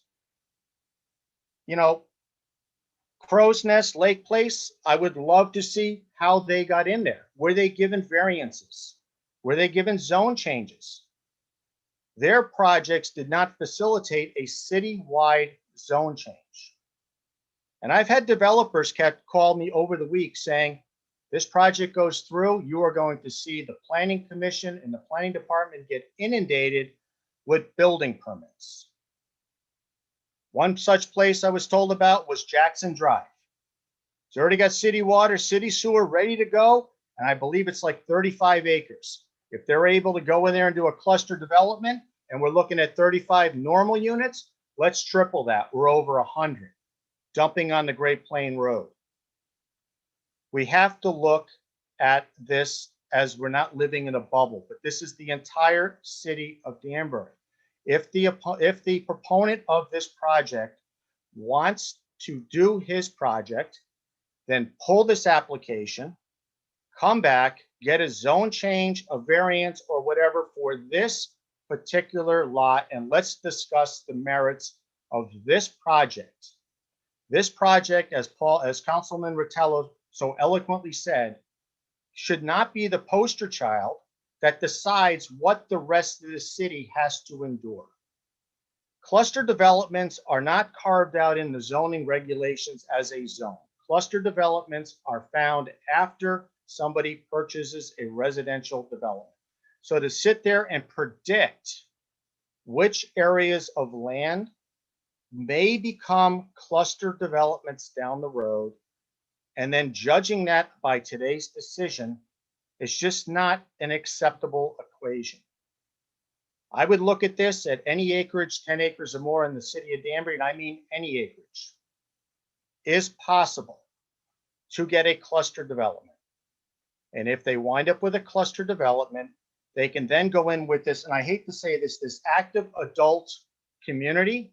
There's no such thing in the zoning regs, no such thing in any regulations of active adult community. They've made it up. It's a made up word. It's a made up phrase. It's a made up thing to make you think that this thing has standing. It's made up. But to think that you're going to go around and tell people where they can or cannot have cluster developments. It's not going to happen. And lastly, with the bill that I tried to put through Hartford, dealing with cluster development, and we talk about the rest of the state of Connecticut. When I sat down with the head of the planning committee, because I also sit on the planning and development commission in the state of Connecticut. And I brought up this idea about cluster developments and the impact on wetlands and watercourses, which, by the way, was supported by the Sierra Club. It was supported by the League of Conservation Voters and every environmental group in the state of Connecticut who said, Ken, you're absolutely right. We have been witnessing this throughout the state. When I sat down with the head of the committee, she had no idea what I was talking about. Because in the majority of these areas, there are no lands left to cluster develop. They don't understand the concept. We have to think about that, what we have here in Danbury. The decisions we are making on this should not be about this particular project, this particular applicant. It should be about how this affects the entire city of Danbury. And if this is to go through, Councilman Rottello is absolutely correct, and I agree with him 100%. People over on Jackson Drive will not have the opportunity to stand up and say, we don't want 2 and 3 family housing in this cluster development, because it's been already done. You've set the precedent. If the developer wants to do that in this particular thing, I suggest close the public hearing, you finish this off, or they pull their application and they come back and talk about this project alone, and go through the proper channels of notifying the public, lay out their plans on the table in a fair and transparent avenue, and discuss this project. But to say what if on the entire other 40 square miles of the city, it's just not correct. I thank you very much for your time. And I feel sorry for you having to sit here on Zoom, because I fully understand what you're going through. Thank you, Representative Gucker. Commission members, are there any questions at this time for Representative Gucker? I don't see any hands. Anyone else wishing to speak in opposition to this petition? I see Councilman Dwayne. Please, go ahead. Thank you, Mr. Chairman. Commissioners, Dwayne Perkins, 22 Main Street. I also am a councilman for the city of Danbury, representing the 5th Ward. I agree with a lot of things that have been said already from Councilman Rottello, Councilman Chinese, and even Representative Gucker. We really need to proceed with extreme caution with this legislation, something that is sweeping across the entire city. They mentioned that there is a tremendous amount already services placed on our education, public services, public health department. And you also mentioned that there is a lot of potential for unintended consequences.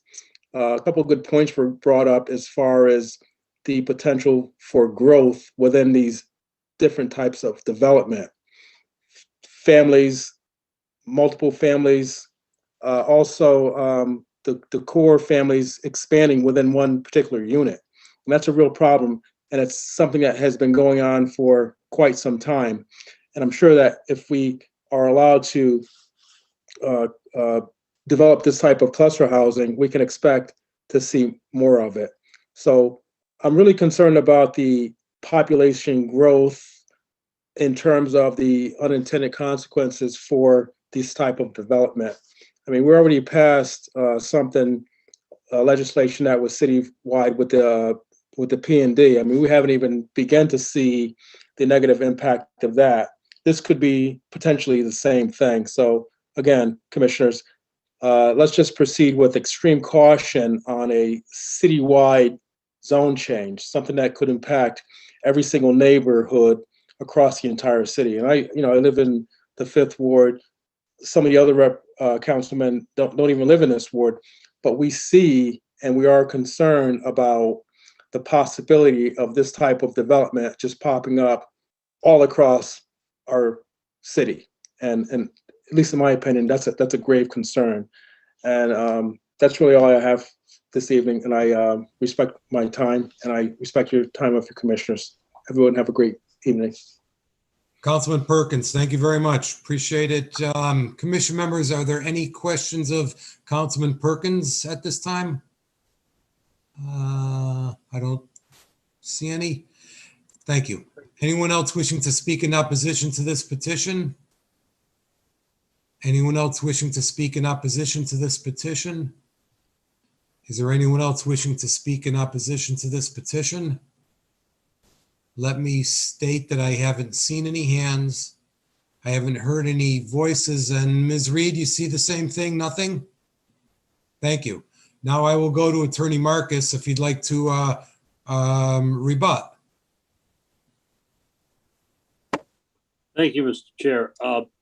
Again, given the hour, we're not going to spend a lot of time on rebuttal because we're hoping that we keep this open and potentially do a site visit. But there are a couple of things that, interrupt, but you might, that's not up to you. You may want to reconsider that, because that doesn't mean the commission may not want to close this public hearing. So this commission is going to take action tonight, either to continue it or to close it. So, I mean, I'll put in 12 hours like Representative Gucker. I don't mind. well, the issue that were raised in opposition were actually all raised at the last meeting, so there's no reason to repeat them at this point. But I'm a little concerned, particularly about Paul Rotello's comments. I'm concerned that the traffic issue is not really understood completely. Anecdotally, people have cited Paul Rotello and Ken Drucker about their own experience with their own parents when they retired. But the Traffic Institute of Traffic Engineers, the guys that Joe Balkus is relying on, don't look at the exceptions. They look at generalizations and rules. They come up with things that are called statistical norms. And I bet that when Paul's parents retired, they weren't taking a lot of kids to dance recitals and to school projects and to soccer games and to lacrosse games and to Little League. I mean, you got to look at what generates the trips, and active adults generate, first of all, if they do go out, they usually go off peak because their driving habits are usually a lot different from families. So the difference is, when you look at active adult, you look at a population in a community of active adults, and you say, well, yeah, there are some 55-year-olds that have children or grandchildren, but that's not the statistical norm. That's the exception. So when we talk about traffic, we're not talking about every specific retired or active adult, but we're talking about the trend. And the trend is that those communities don't generate the traffic for things that younger, single family, more child-oriented communities do. So you got to put that in perspective and not look at the exceptions, but look at the rules. And then Paul said that there's no need for affordable housing in Danbury, and that I should have gone into the section of Desegregate Connecticut that talked about affordability. I think I was trying to be specific, and obviously I wasn't. Danbury doesn't fall under those allegations of Desegregate Connecticut. I know that. I think I said that when you compare Danbury to Woodbridge, it was like comparing, Greenwich to Waterbury. They're entirely different communities in terms of their demography and their zoning regulations. So in terms of their zones, and whether it's industrial and commercial or multifamily residential, I don't. So if I left that impression, I'm glad Paul spoke, because if I left it, it was not intended. What I was trying to tell you, that the articles that I quoted from were merely saying that zoning has to look at the less traditional side of creating more multifamily in favoring single family less. That's it. Now, there are a couple of reasons to do that. One is to create affordable housing. If this commission thinks that this application before it for the cluster regulation modifications is to create affordable housing, stop. It's not. We are not creating affordable housing. We're making a slight allocation of affordable housing. We had this whole discussion about why it's not a greater percentage, because we're not talking about high density housing where you set aside 30% like 8-30G. That is not this application. So to suggest that an article dealing with the need for affordable housing applies to Danbury is incorrect. It doesn't. And that article does not. And if there's any question, ask me specifically and I will tell you. But I was just somewhat dismayed to think that anybody would think that we're talking about creating affordable housing. That whole idea of having affordable housing was suggested in a staff review earlier, dealing with densities. If you increase density, then ipso facto, you got to provide some affordable housing, and we do. But it's not the intention to provide this housing that we're talking about is actually at the other spectrum. We're talking about active adult housing that doesn't exist in the urban core because we're talking about a market of people who want to be a little more upscale. So that's what and if there's any question about that, we've got to delve into the purpose of the application a little deeper. The question about whether this should be on arterial roads or collector roads, again, I got a feeling that that was an oversight that we didn't include that because our analysis of eligible sites all include arterial and collector roads because quite honestly, whenever you're increasing density, you got to talk about having an adequate roadway, road service to do it. So we will amend the regulation to ask you to limit it to only arterial and collector roadways because that makes sense. But one of the things Paul said is you should focus upon the dwindling amounts of open space. And I agree with him. And that's why you do this type of housing. This type of proposal is to increase open space. Now, Mr. Gucker says that that doesn't really work. But I got to tell you, there are a number of cluster subdivisions that we have done over the years, which have included significant set-asides to open space. And there's no question to my mind that this regulation does that. We're talking about very low density, and we're talking about a large set-aside of open space. And if that doesn't move in the direction that Paul's talking about, I'm not sure what does. And if it doesn't, I'd like his suggestion as to how to make it more open space oriented, because that's what we're trying to do. We're trying to deal with that issue of dwindling. And by the way, urban sprawl, single family houses do not lend themselves to open space. They really don't.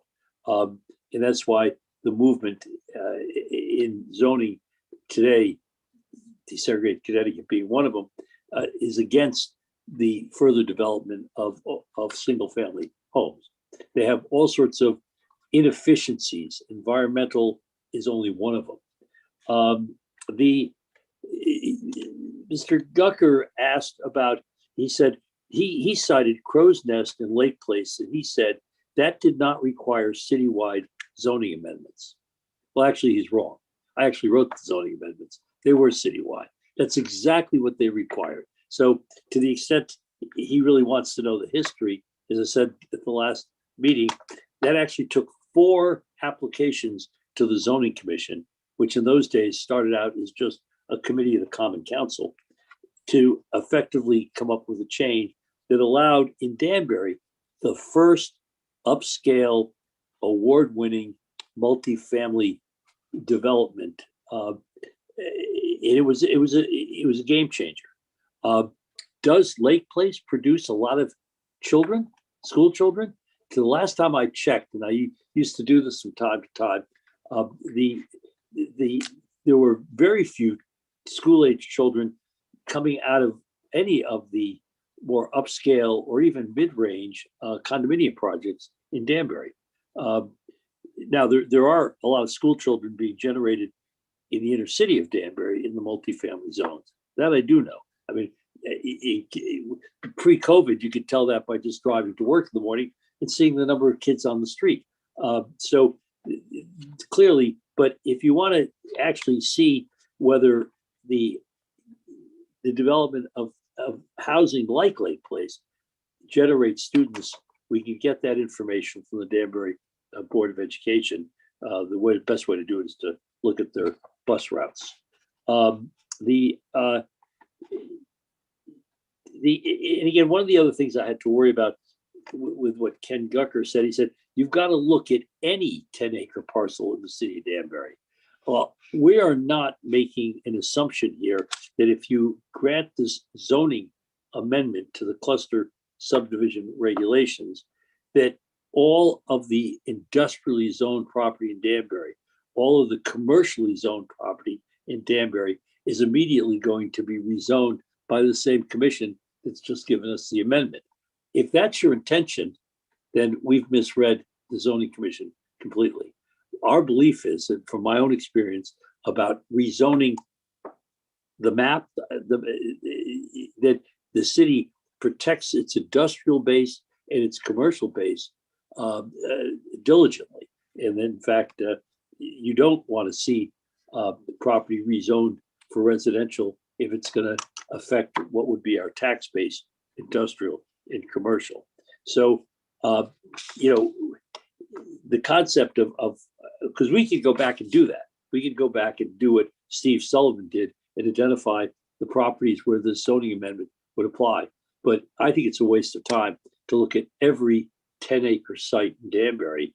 I'm not going to look at the Danbury Airport and tell you how this will work on that site. That's for darn sure. I mean, there are a lot of large spaces in Danbury, but they're industrial, they're commercial. And certainly the Danbury Mall is a perfect example of that. So I think that, in terms of the criticism of the application goes way beyond the application itself. And in reality, you should look at the focus on what the application can achieve and not the fact that it's going to generate a whole new zoning map in the city of Danbury, where that's why we're not changing RA20 or RA40 to RMF or, at all. So even though it was suggested, that's what we should be doing. This is a more effective tool to control smart growth in the city of Danbury. And I use that term not necessarily limited to the textbook. When I talk smart growth, good zoning, period. So at this point, as I say, the applicant has a little bit more information to submit to you. There are some questions that are still unanswered. The arterial collector question is I think significant, and we will address that. And we will take another look at some of the properties that people felt like Coxwold that we left out of consideration because we felt it was absolutely inapplicable for the zoning regulation that we're asking for. At that point, unless Dan has anything else to add, I'm going to rest for the evening. But Dan, I see you're ready. Go ahead. Thank you, Marcus. Mr. Bertram. Thank you. I would simply ask that we continue because I agree with so much of what's been said in this last piece of the meeting as well. And so I'll very openly say the arterial road thing, if it's not baked in, it will be. But I will take it a step further on the sewer and water piece because it does, I think we're closer to each other than, and the public, as we are able to articulate this better than then certainly we came out of the gates with 5-story buildings. There was never a 5-story building, all that kind of stuff. So I appreciate the commission's patience with this to kind of unwind some of that misinformation and allow us to focus on the parts of this that could clean up where we really agree with a lot of these stated concerns, and would like to give you something to consider that we feel reflects that. So thank you. Thank you, Mr. Bertram. Commission members, anything of Mr. Attorney Marcus and Mr. Bertram? Mr. Almeida, please. Yes, Attorney Marcus, it's interesting that you mentioned the airports as a site that's not suitable, under this zone change, because, I did a little research on the zone map and kind of pointed out where all the RA20, RA40 zones are. And there is one neighborhood behind the airports. I think Councilman Rotella mentioned it, off of Spruce Mountain. And there's 4 other ones in the southern half of Danbury. There's one on Southern Boulevard behind the airport, Melrose, that neighborhood, Lake Wabeeka, and the 5th one's all the way down on Long Ridge, almost in Reading, Old Lantern, that neighborhood. The bulk of the RA20, RA40 zones are north of the highway. Is there any way that, Mr. Sullivan, he pointed out a couple sites that would be suitable for this kind of development. And, I'm going to quote somebody here, let's call them the known knowns, right? But Commission Member Massey pointed out one which nobody spoke about before, which is the Judd Estate on Clapboard. And there's another one right around the corner on King Street, 135 King Street, which is also an oversized parcel.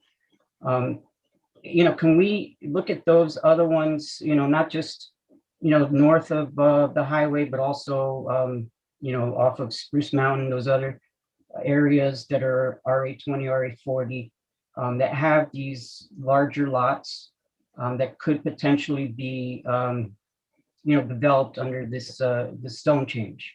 Could we look at those also? Absolutely. And as I say, one of the reasons we didn't consider them is because we were really focused on arterial and collector streets. And that's because we felt that that's what this regulation would apply to. So we're going to look at these anyway, but then we're going to give you all the other good reasons why we should limit this further by adding restrictive language on arterial and collective roads. And we may look at some limiting language on public sewer and public water, because again, we were not intending to create a zoning regulation that could be out of control for the city. It was going to be a fairly controlled area of allowing a type of housing that doesn't exist, but it wasn't to create large areas for this type of housing. So we'll look at that. That's a good point. But clearly up on Spruce Mountain, we never considered that it doesn't have the access for this type of housing. Those are fairly lousy roads as you go up there. I mean,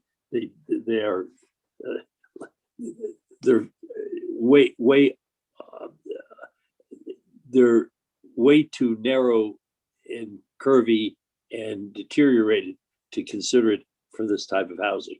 But we'll take a look at that and get you the answer. As I say, it's a good question. And I appreciate that. And I guess I just want to add, and this might be a tough ask, to be honest, but in real estate, there's something called assemblage, right? Which is where you combine 2 or more parcels into one to create a larger parcel. Can we take that into consideration as well? Because there are, for example, on Chambers, there's 4 parcels that are owned by the same entity, that which if you were to combine them, you would have a parcel which would be over 10 acres.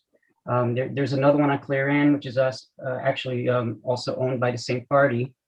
And if you were to combine those 3, you would have, in fact, a parcel that's over 10 acres. And there's a lot of these, situations throughout the city, which might also fall under this, this zone change. And I know it's a tough ask because, it's kind of hard to figure out, if the same party owns, more than one parcel that are kind of abutting to one another. But, I'm hoping that we can do that so that we can kind of get an idea of, the wider impact on the city, instead of focusing on just kind of the 2 or 3. I'd like to get a bigger picture of what the potential impact on the city might be. We'll do that. That's a good question. We'll do that. Thank you. Romita. Yeah, I think we had a discussion at one time many years ago on not allowing what they call tacking, where somebody would assemble parcels like that. I think the word is tacking. Also, doesn't Lee Robinson own a large parcel up behind the Lee Farm as well? A big chunk of residential. Like 60 plus acres right off Parkette. Yeah, there it is. Yeah. So I mean, they're out there. Anyway, Mr. Melillo, you also had your hand up? Yes, Attorney Marcus, I had asked you this question 2 weeks ago, and I'm going to ask you the same question again today because I find myself in a similar position.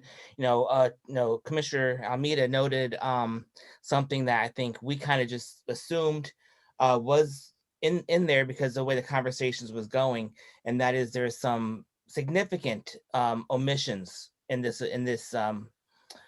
petition. Regarding arterial roads in the city sewer and city water, and you guys have already stated on the record that you actually think that they belong in there. So I'm going to repeat my question from 2 weeks ago. Would you consider that a substantial change to this petition? A substantial change? Yeah. Well, yeah, it's a substantial change because it's limiting the scope of the amendment. But yeah, it's certainly substantial. If anything that limits an amendment significantly is substantial, yes.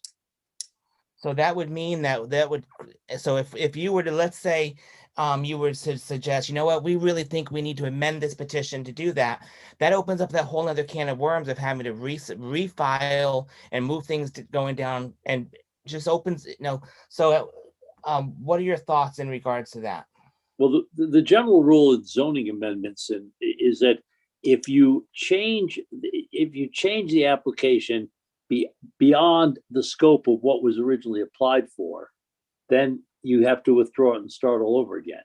But if you take your application and take things out of it, that basically you can act on the the lesser is included in the greater, essentially. So if you take things out, you can do that and act on a portion. So for example, if we were to say to you, well, we would like you to consider this application in just the RA20 zone or just the RA80 zone and take out the second zone, that would be allowable without starting all over again, because you have eliminated and you haven't made it a greater. So you've already heard all of the issues from the public as to the objections and the issues and questions as to the objection. And if you can address those objections without expanding the scope of the application, you should be okay. That generally speaking, the courts have held that to the extent that the lesser is always included in the greater, but you can't expand your application. You can't ask for more. Okay, thank you. Thank you, Mr. Malone. Thank you, Attorney Marcus. Any commission members, anything else of Attorney Marcus at this time? Comments from the staff? Ms. Colitro. Yeah, thank you. Well, I guess my comment is a question for the commission, because I have a lot of staff comments. And if you were intending to continue this public hearing, then Attorney Marcus may want to put more things on there. I don't know, but if staff is going to comment last, then I guess I'm assuming you're closing the public hearing. So I guess it's a question of what the intention of the commission at this point. Because once the hearing is, if the hearing stays open, the hearing stays open and you can provide comments. If the hearing's closed, obviously there's no more public comment. So. Well, thank you for throwing that back at the. Sorry. I mean, I don't know what your intentions are. So if, as you indicated earlier, Attorney Marcus would do rebuttal and staff would comment last, then I'm ready to do that, assuming that you're closing the public hearing. If you're going to keep the public hearing open, then I might want to make more comments. So I need to know kind of where, and I do have comments. I'm ready to go if you're ready to close after me. Well, you're asking me to ask the commission if they want to close it or keep it open, and based on then telling you to. Well, they've asked you to, Mr. Chairman. So, I mean, I guess you can take a poll of, so we would know one way or another. I'm just saying, I have all of these comments, I'm ready to present them. But then the hearing is, if you make a decision to keep the hearing open for one reason or another, we're going to go back through this back and forth. He's going to, right. You know, there'll be more public comment. There'll be a final rebuttal. There'll be more comments. I'd like to comment at the end. So yeah, if we're at the end, I'm happy to do so.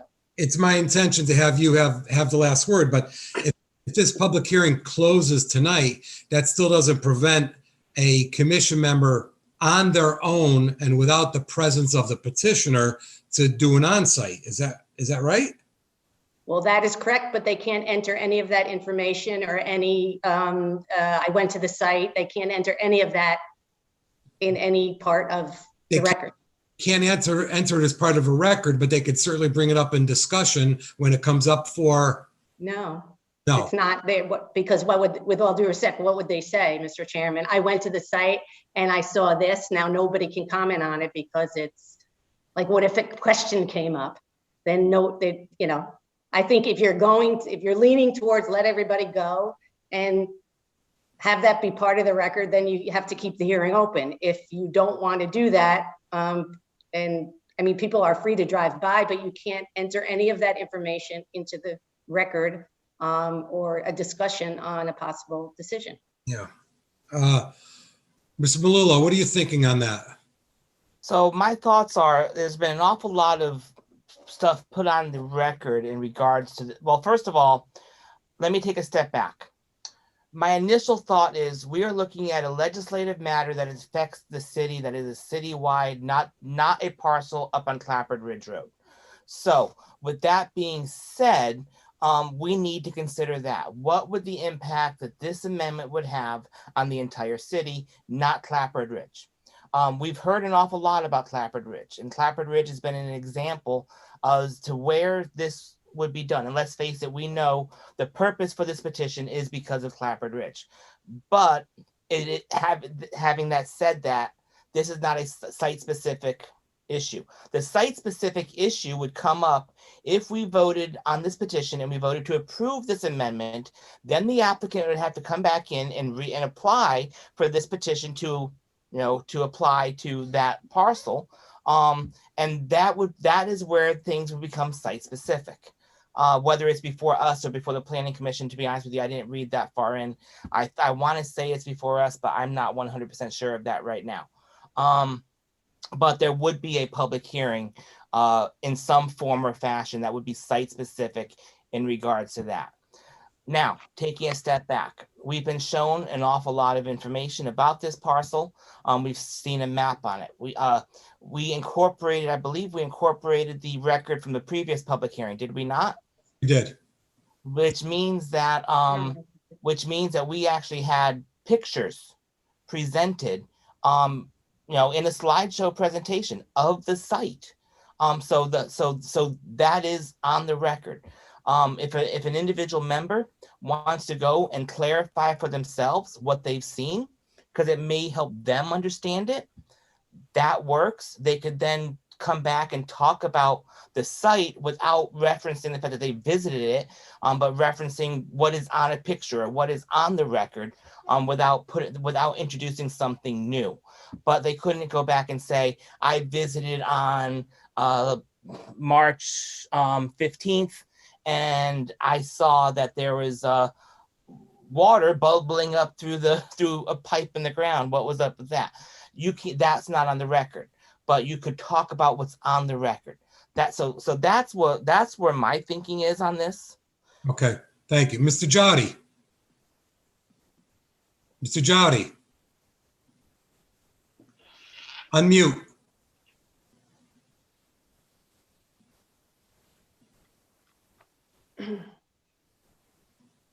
Joanne can unmute you too. See if you can unmute, Rick. Can you try to unmute Mr. Jowdy? Mr. There you Jowdy, go. Yes, what are your thoughts? Anything? nothing at this time, Mr. Chairman. Thank you. I think I'm leaning toward. I think I'm leaning toward having Ms. Calitro make her final comments tonight. I think we've heard and we've seen, and I think if anyone does want to make a site visit privately without the developer and without any other commission member, they can without mentioning it or any details at the next when it comes up for discussion and possible action. May I ask a question, Mr. Haddad? Is it procedurally? Yes. Yes. Okay, so the process is that there is no interaction with staff until the public hearing is closed? Is that the procedure? No, the staff will make comments now during this public hearing.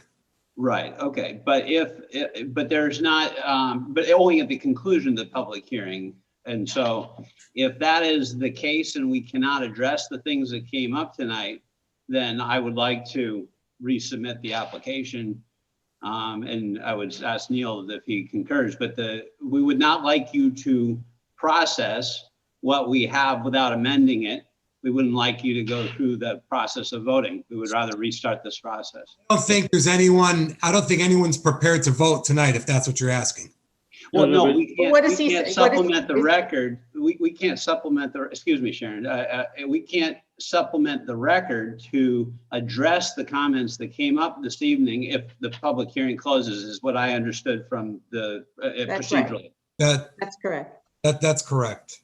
Okay, and so if we cannot adjust our submission to address the valid things that came up tonight, then we would not want it to proceed because it's not our best foot forward on the project or on the, I should say, on the regulation, frankly, because I think that there are legitimate concerns that were raised that Neil has addressed in his comments as narrowing that would keep this process alive, but we will start over if that is the way to do it.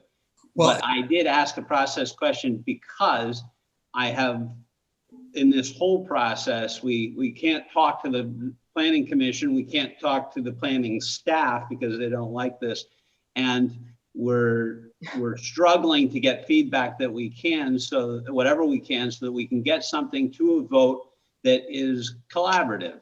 Because we are trying to collaborate and do something good here. We're not trying to get away with something or have unintended consequences. We're trying to address those things. So I don't mean to over talk, but I would withdraw if we're not continuing. Well, I follow. If Attorney Marcus if we continued this and Attorney Marcus did make any changes or amendments, then we would go through the whole process again. We'd have to start from scratch with all those in favor, all those opposed. We'd be doing this whole thing all over again. Ms. Calitro, I saw you had your hand up. Yeah, I just have to say, I object to his comment about, I can't talk to staff because they don't like it. We're in the middle of a process.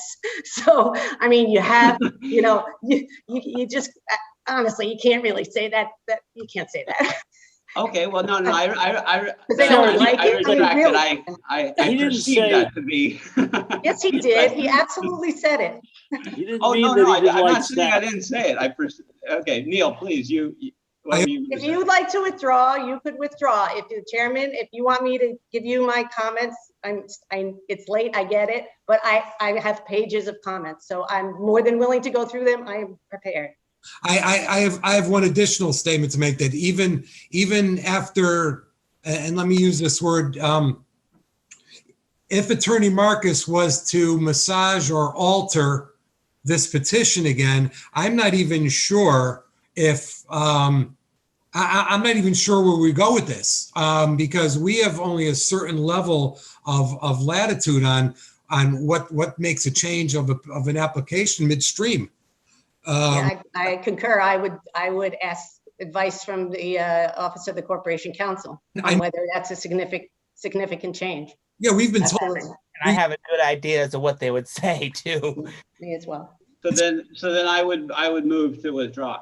But it's not that far, you know? Well, actually, so Commissioner Haddad, let me offer two suggestions here. Or actually, let me offer one suggestion. And then Mr. Bertram can take this in consideration. And in all honesty, it may be of some significant value to him. I'm in favor of letting Ms. Calitro make her comments, put her comments on the record, which need to be done during the public hearing while the public hearing is still open. That will also allow us to incorporate all the record of this public hearing in any future public hearings and future petitions down the road. With that being said, then if somebody makes a motion to either close the public hearing or continue that public hearing, that motion is up for discussion. So if there are members here who feel strongly one way or the other, that can be laid out. The commission can then vote on that motion. If it's a motion to close the public hearing, there's no harm in Mr. Bertram and Mr. Marcus then calling the office tomorrow or one day next week and withdrawing the petition. I think it's a financial, because he'd be paying Attorney Marcus for a couple more hours maybe for the public hearing. But I think that's, in the whole scheme of things, that's probably not the big decision making here. So my recommendation would be just to let the meeting follow through its normal course tonight, and then based on what happens, let Mr. Bertram decide what his best option is tomorrow. Thank you for that. My biggest concern is we've stumbled on a couple points tonight that it seems like everybody concerned noticed that it was let's call it a flaw or something missing in the petition. Okay, and we talked about it. We discovered it. It's been in the staff report. It's been discussed before, but Mr. Almeida highlighted it this evening. And Attorney Marcus and Mr. Bertram realized that they have to alter that petition. It's just, I'm just thinking that that's just not going to fly. You just can't make that change of the petition this far and this deep into this public hearing. So what I think what we're going to do is, I'd like to get Ms. Calitro's items on the record right now, and then we'll see if we do close it or we continue it. But I am telling you that there's going to be a problem in making a major modification to this petition at this point. And I am in agreement with you on that, Mr. Haddad. That's why I asked the question both 2 weeks ago and this evening. I mean, when we were told a decade ago that we had some certain parameters, that was a big win for us, but there were tiny parameters. This is major. Yeah, I fully understand. I just want to give you guys the best piece of work we can put in front of you for an actual vote. That's all I'm coming at it from. Well, let's go with Ms. Calitro then. Okay. Everybody mute your mics, please. Thank you. Okay, I'm going to start by making some comments from the presentation from the last meeting.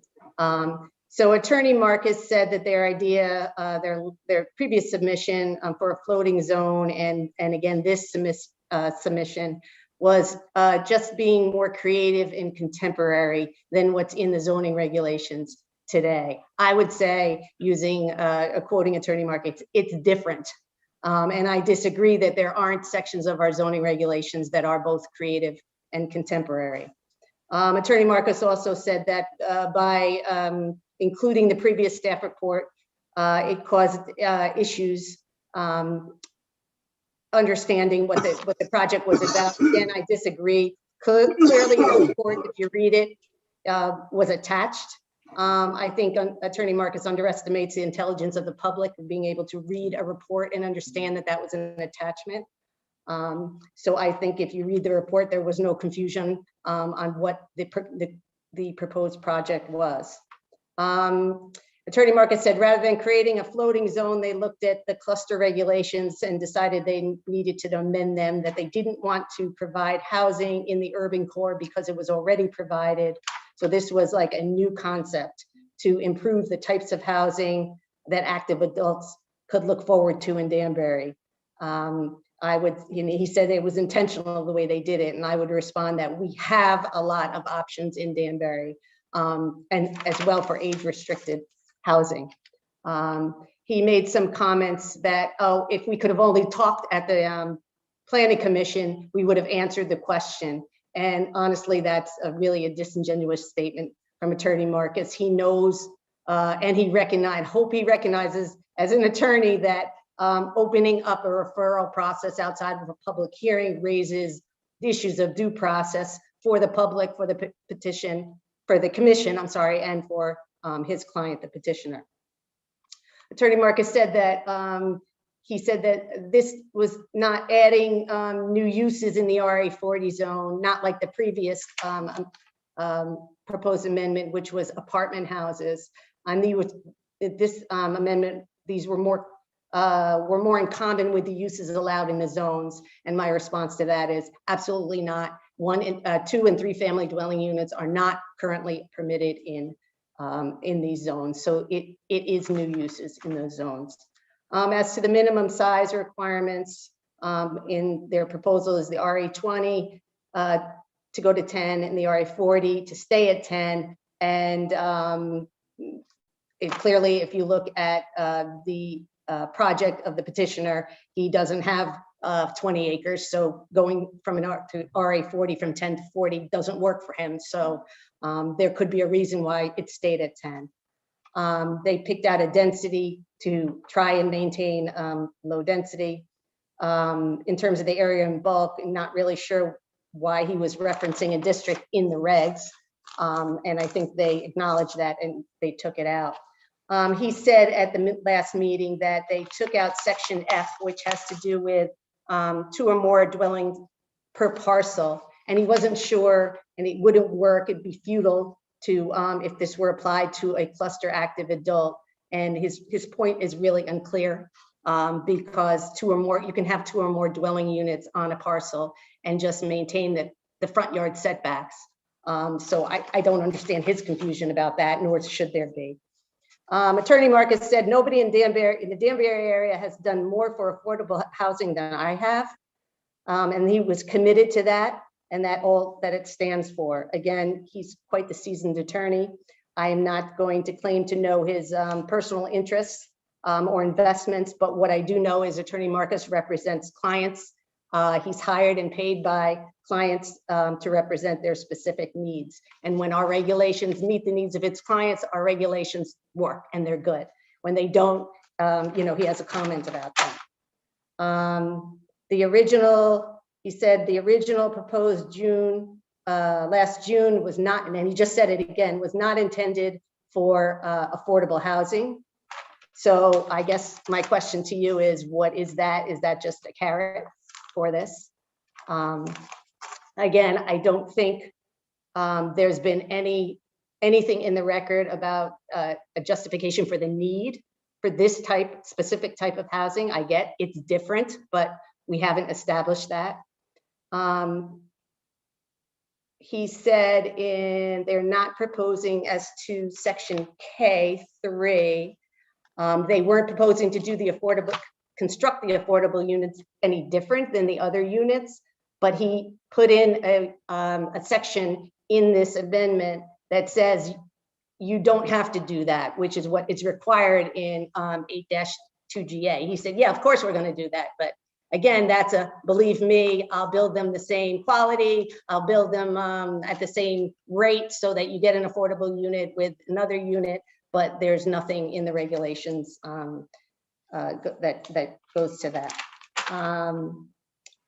He was incorrect when he said we ignored what other developments were going on in the city, and he's incorrect to say that I ever said this is heresy. What I said was, this introduces multifamily in traditional single-family zones. What I said was, it may not be appropriate as written only in a cluster style of development. I said it may not provide enough of a public benefit to justify the increase in density. I said the structure of the amendments doesn't necessarily comport with our zoning scheme. And more importantly, I said, this is the appropriate time. We started an update of the Plan of Conservation and Development. I'm about to start the affordable housing plan that's required, as Attorney Marcus knows, under 8-30J to be done by next year. So that we're starting to look at and look at the demographics and the needs of our community. And so the time is, this may not be the appropriate time to do that before we've done this analysis, what we need in terms of housing for the entire community. In terms of his comments on the staff report, again, I'm not going to go through all 18, but I'm just going to make some comments. I agree that some of the work is, it makes it hard to decipher it because it, in some cases, was a little sloppy. The 50-page study that they provided of other towns, many of those towns only permitted active adult and an increase in density for single-family dwellings. Again, single-family zones, higher density, but single-family dwelling units, not that all of them didn't do this, but you know, not 2-family and 3-family in those zones. He said, Attorney Marcus said, it's a problem when you have your staff is young, and so they don't have the benefit of you know, what happened in the past. It's somewhat insulting, but I guess I'll take it as a compliment considering I hit a big milestone birthday this year, which I hate to even admit. But I could tell you that cumulatively, my staff and myself have over 60 years of planning experience. We are regularly trained. We're required to be trained. So it's not that, you know, we're so young, we don't get it. And I think that's just a wrong statement to say. In terms of Lake Place condominiums and Crow's Nest, yes, that they were built at a different time. Zoning was different then. We have different zoning now. We have multifamily zones. We have zones in which bonuses and incentives are offered. We have zones which allow active adult or age restricted, if you want to call them, whatever you want to call them, already there in a mix of 1 and 2, and in a mix with 1 and 2, and other style of development. Attorney Marcus said that it was, I shouldn't have used the word curious because it was non-traditional, and you know, that's been around for a long time. Again, it's different. I agree with that, but because I don't agree with their opinion doesn't mean I'm curious about it. I just don't agree with them. So that doesn't make what my opinion bad. I just don't happen to agree with it for the benefit of the city. He said it's not contrary to how the cluster regulations are applied. I have to tell you, it's exactly contrary to how the cluster regulations are applied. The existing cluster regulations do not allow for an increase in density, period. And actually, as to tonight's issue about the arterial collector, that's why that is not in there, because if you had a 10-acre parcel and 2-acre zoning and you could do 5 lots under cluster, you could do the same 5 lots. You just push them to one side or another. So it really didn't need, the regulations don't need that requirement under a standard cluster. But he wants to define it differently and calculate it differently. With respect to the age restriction, as you know, to qualify for the exemption, I've said this in my staff report, only 80% have to be age restricted, which means 20% of the units do not need to be age restricted. And to what Dan testified tonight about, it wasn't that Dennis had issues about how do we enforce the age restrictions. And if you go back to my previous staff report, that is why this zoning commission deleted that section of the regs back in, I want to say the 80s. I have the date in that previous staff report. It was because how do you go knocking on somebody's door and asking, how would a zoning enforcement officer actually do that? And why should we be doing that? And that was his concern relative to the age restriction. Again, you went through to Commissioner Malillo's point and Chairman Haddad's point, you know, changes that you'd be willing to make. So, you know, when does that add up to being substantive? You talked about the economics. Well, the economics work when, on this particular site, when you get more density.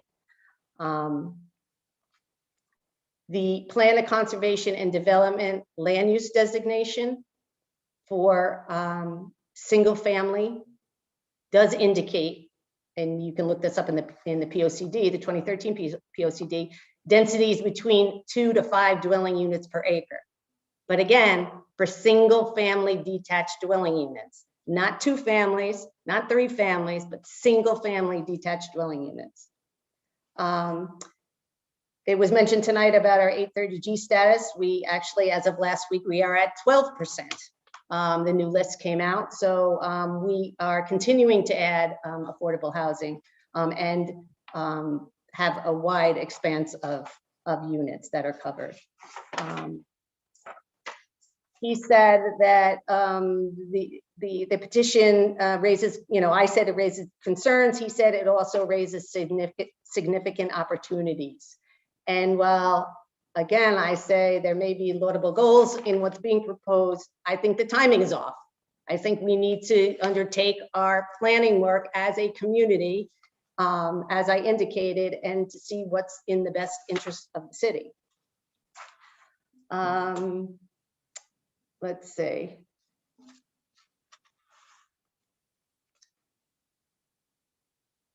Again, he said that people wouldn't assemble land, 3 or 4, single family or parcels and assemble them together. Well, there's no, as was indicated tonight, we can't discount that wouldn't happen. So we have to take that into consideration on where else in the city could this apply. They said that active adult is located in areas not in the urban core where they can mix with single family like the RA20 and RA40. And again, that's not true. The P&D allows age restricted 1s, 2s, 3s, and apartment houses and all kinds of different housing types.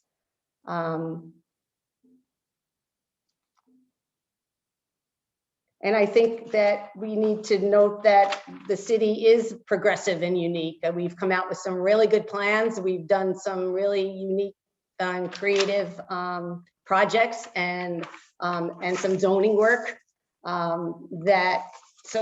just to kind of say that we don't do that kind of work is also incorrect.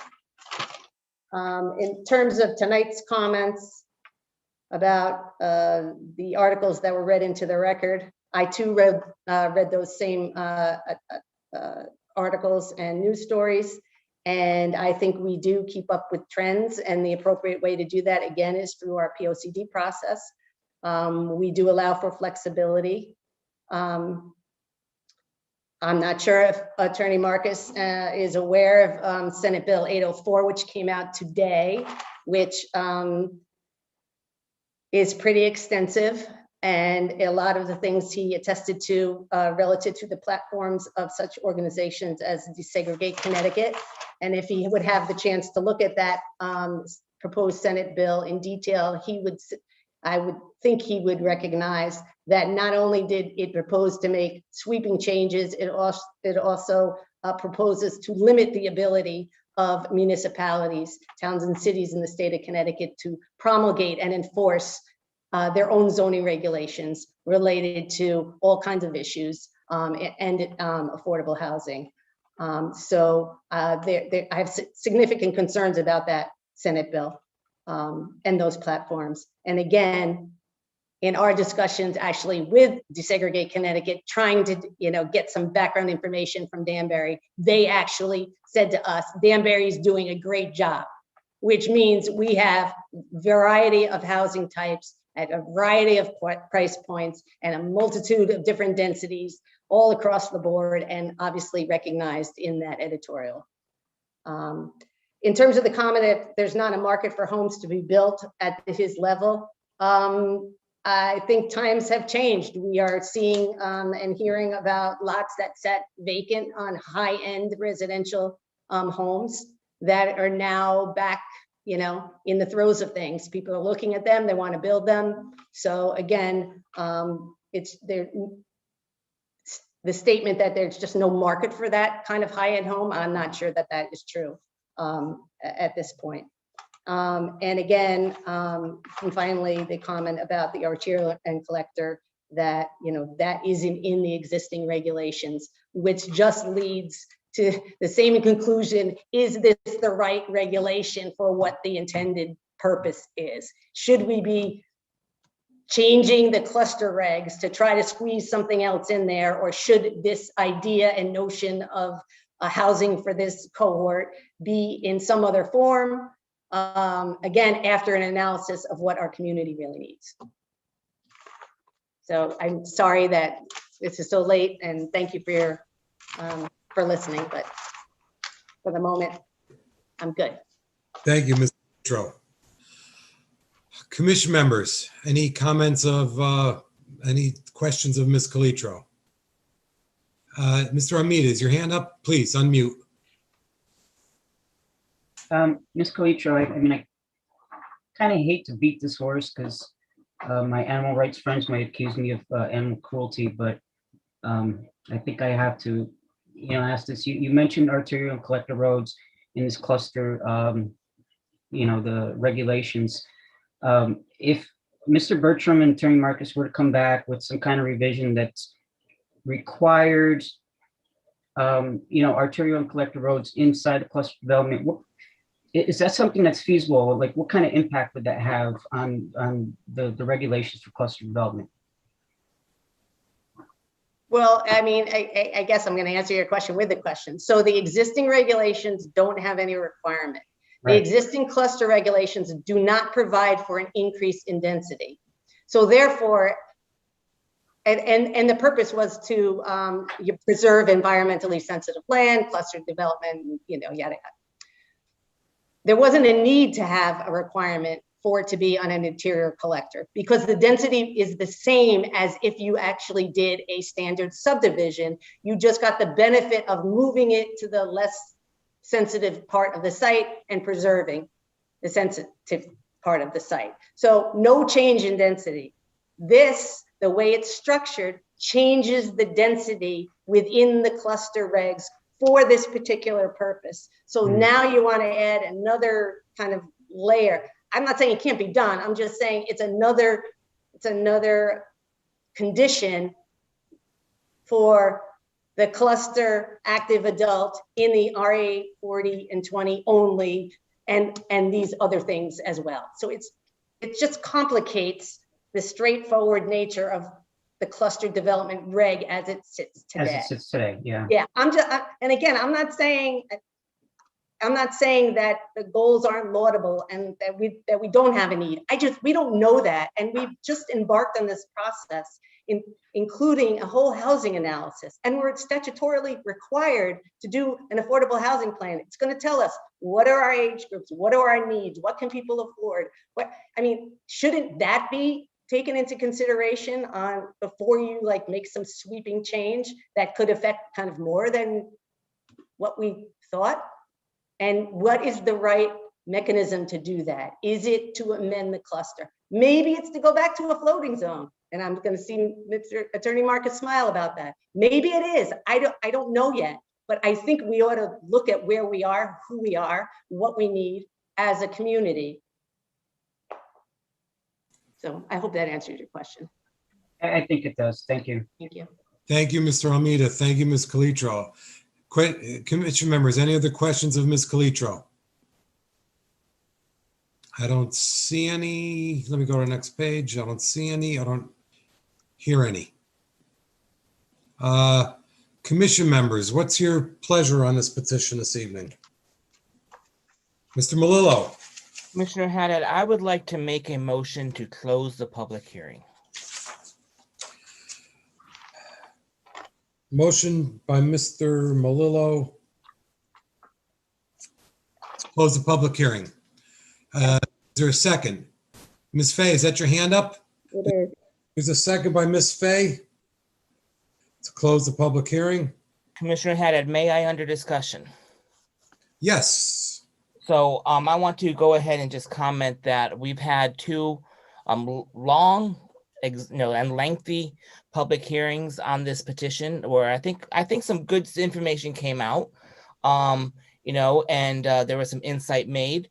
There are some flaws. I think that the applicant noted that there are some flaws on the application, which potentially need to be corrected. And I agree with you that I think that itself can cause some issues in regarding, how that correction takes place. I don't see the need to continue the public hearing just to further address those flaws, because I have a feeling that the fix for those flaws is going to be more detailed than just continuing a public hearing.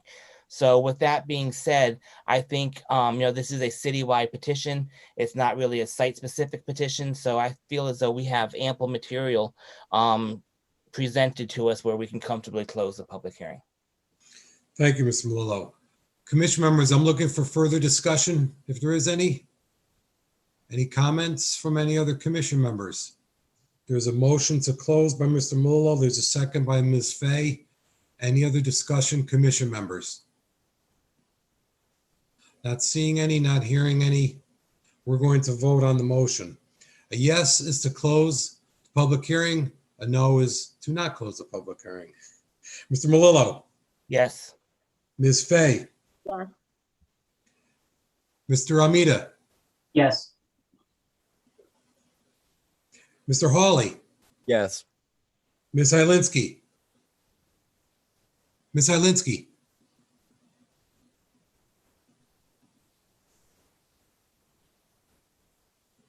Yes. Mr. Jowdy.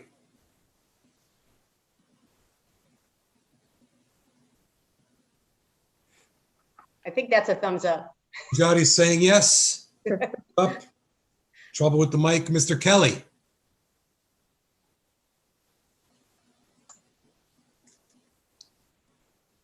Mr. Kelly, motion, yes or no?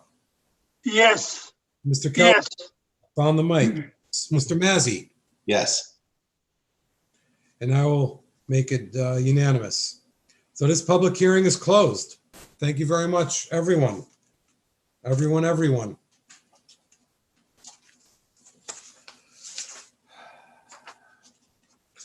Continuing on, we have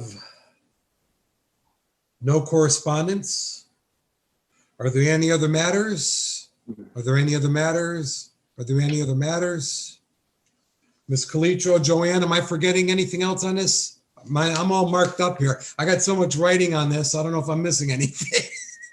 No. I don't We think went- so. We Yeah, I went think through we've the done agenda everything. completely. Ms. What Malone, about the minutes? Did you do the minutes? Yes, we Yep. went through we've gone through the entire agenda. we did. It's all done. I'd be looking for a motion to adjourn. So moved. Ms. Fay makes the motion to adjourn. Mr. Almeida seconds it. I second it.